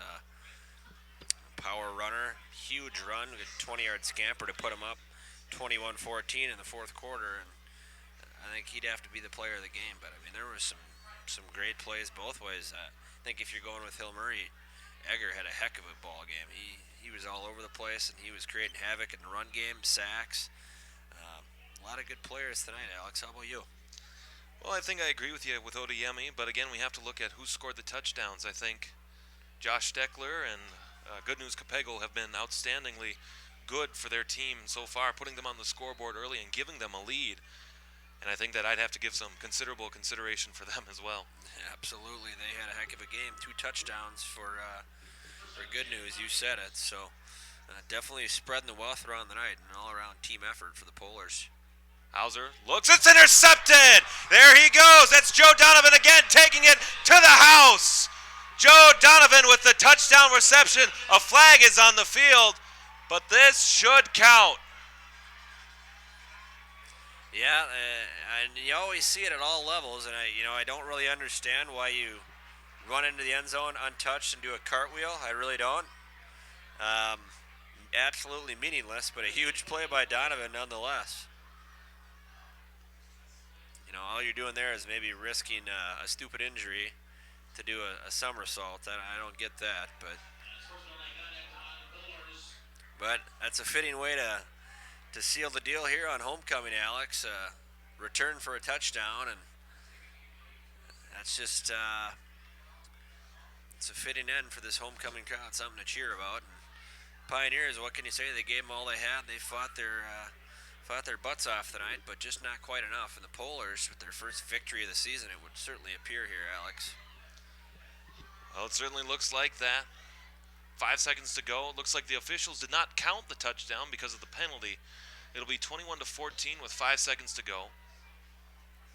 Polars, bearing the completely miraculous, will hold on here for their first win of the season. They'll improve to 1-4, and for the Hill Murray Pioneers, they'll fall to 0-5, and the rebuilding project continues. Absolutely. You've seen some glimpses for the Pioneers. They started out really slow, and they had some things. They got the passing game and the running game going, but in the end, too many mistakes, and Polars capitalized. Looks like they took a knee, but North St. Paul had one man run on just a little too late. That's number 63, who runs on just a little too late for the Polars. And they're really savoring this here. You think you could just run the clock out here, but another penalty here. Well, it's been that kind of night here, but it's certainly been an entertaining ball game. Victory formation for the Polars. Steckler under center. He'll get the snap, and you can tell your friends that Elvis, yes, Elvis, has left the building. The clock hits zeros, and the Polars will leave tonight, finally bringing some joy to this home crowd as they beat the Hill Murray Pioneers 21-14. Luke, any final thoughts on tonight's game? Well, heck of a game. Went both ways. Something to cheer about for both sides of the crowd. The homecoming crowd gets the last laugh, last cheer, and we expected it would be a pretty tight game, and we had just about everything: turnovers, missed field goals, big catches, big runs, and good defense. It was a fun game to watch tonight on a perfect evening in North St. Paul. Your final score tonight: the North St. Paul Polars defeat the Hill Murray Pioneers 21-14. The Polars improve to 1-4, and the Pioneers will drop to 0-5. For Luke Howard, I'm Alex Westhead. We want to thank you for joining us for this presentation of TV 19 Sports. Adieu, adieu.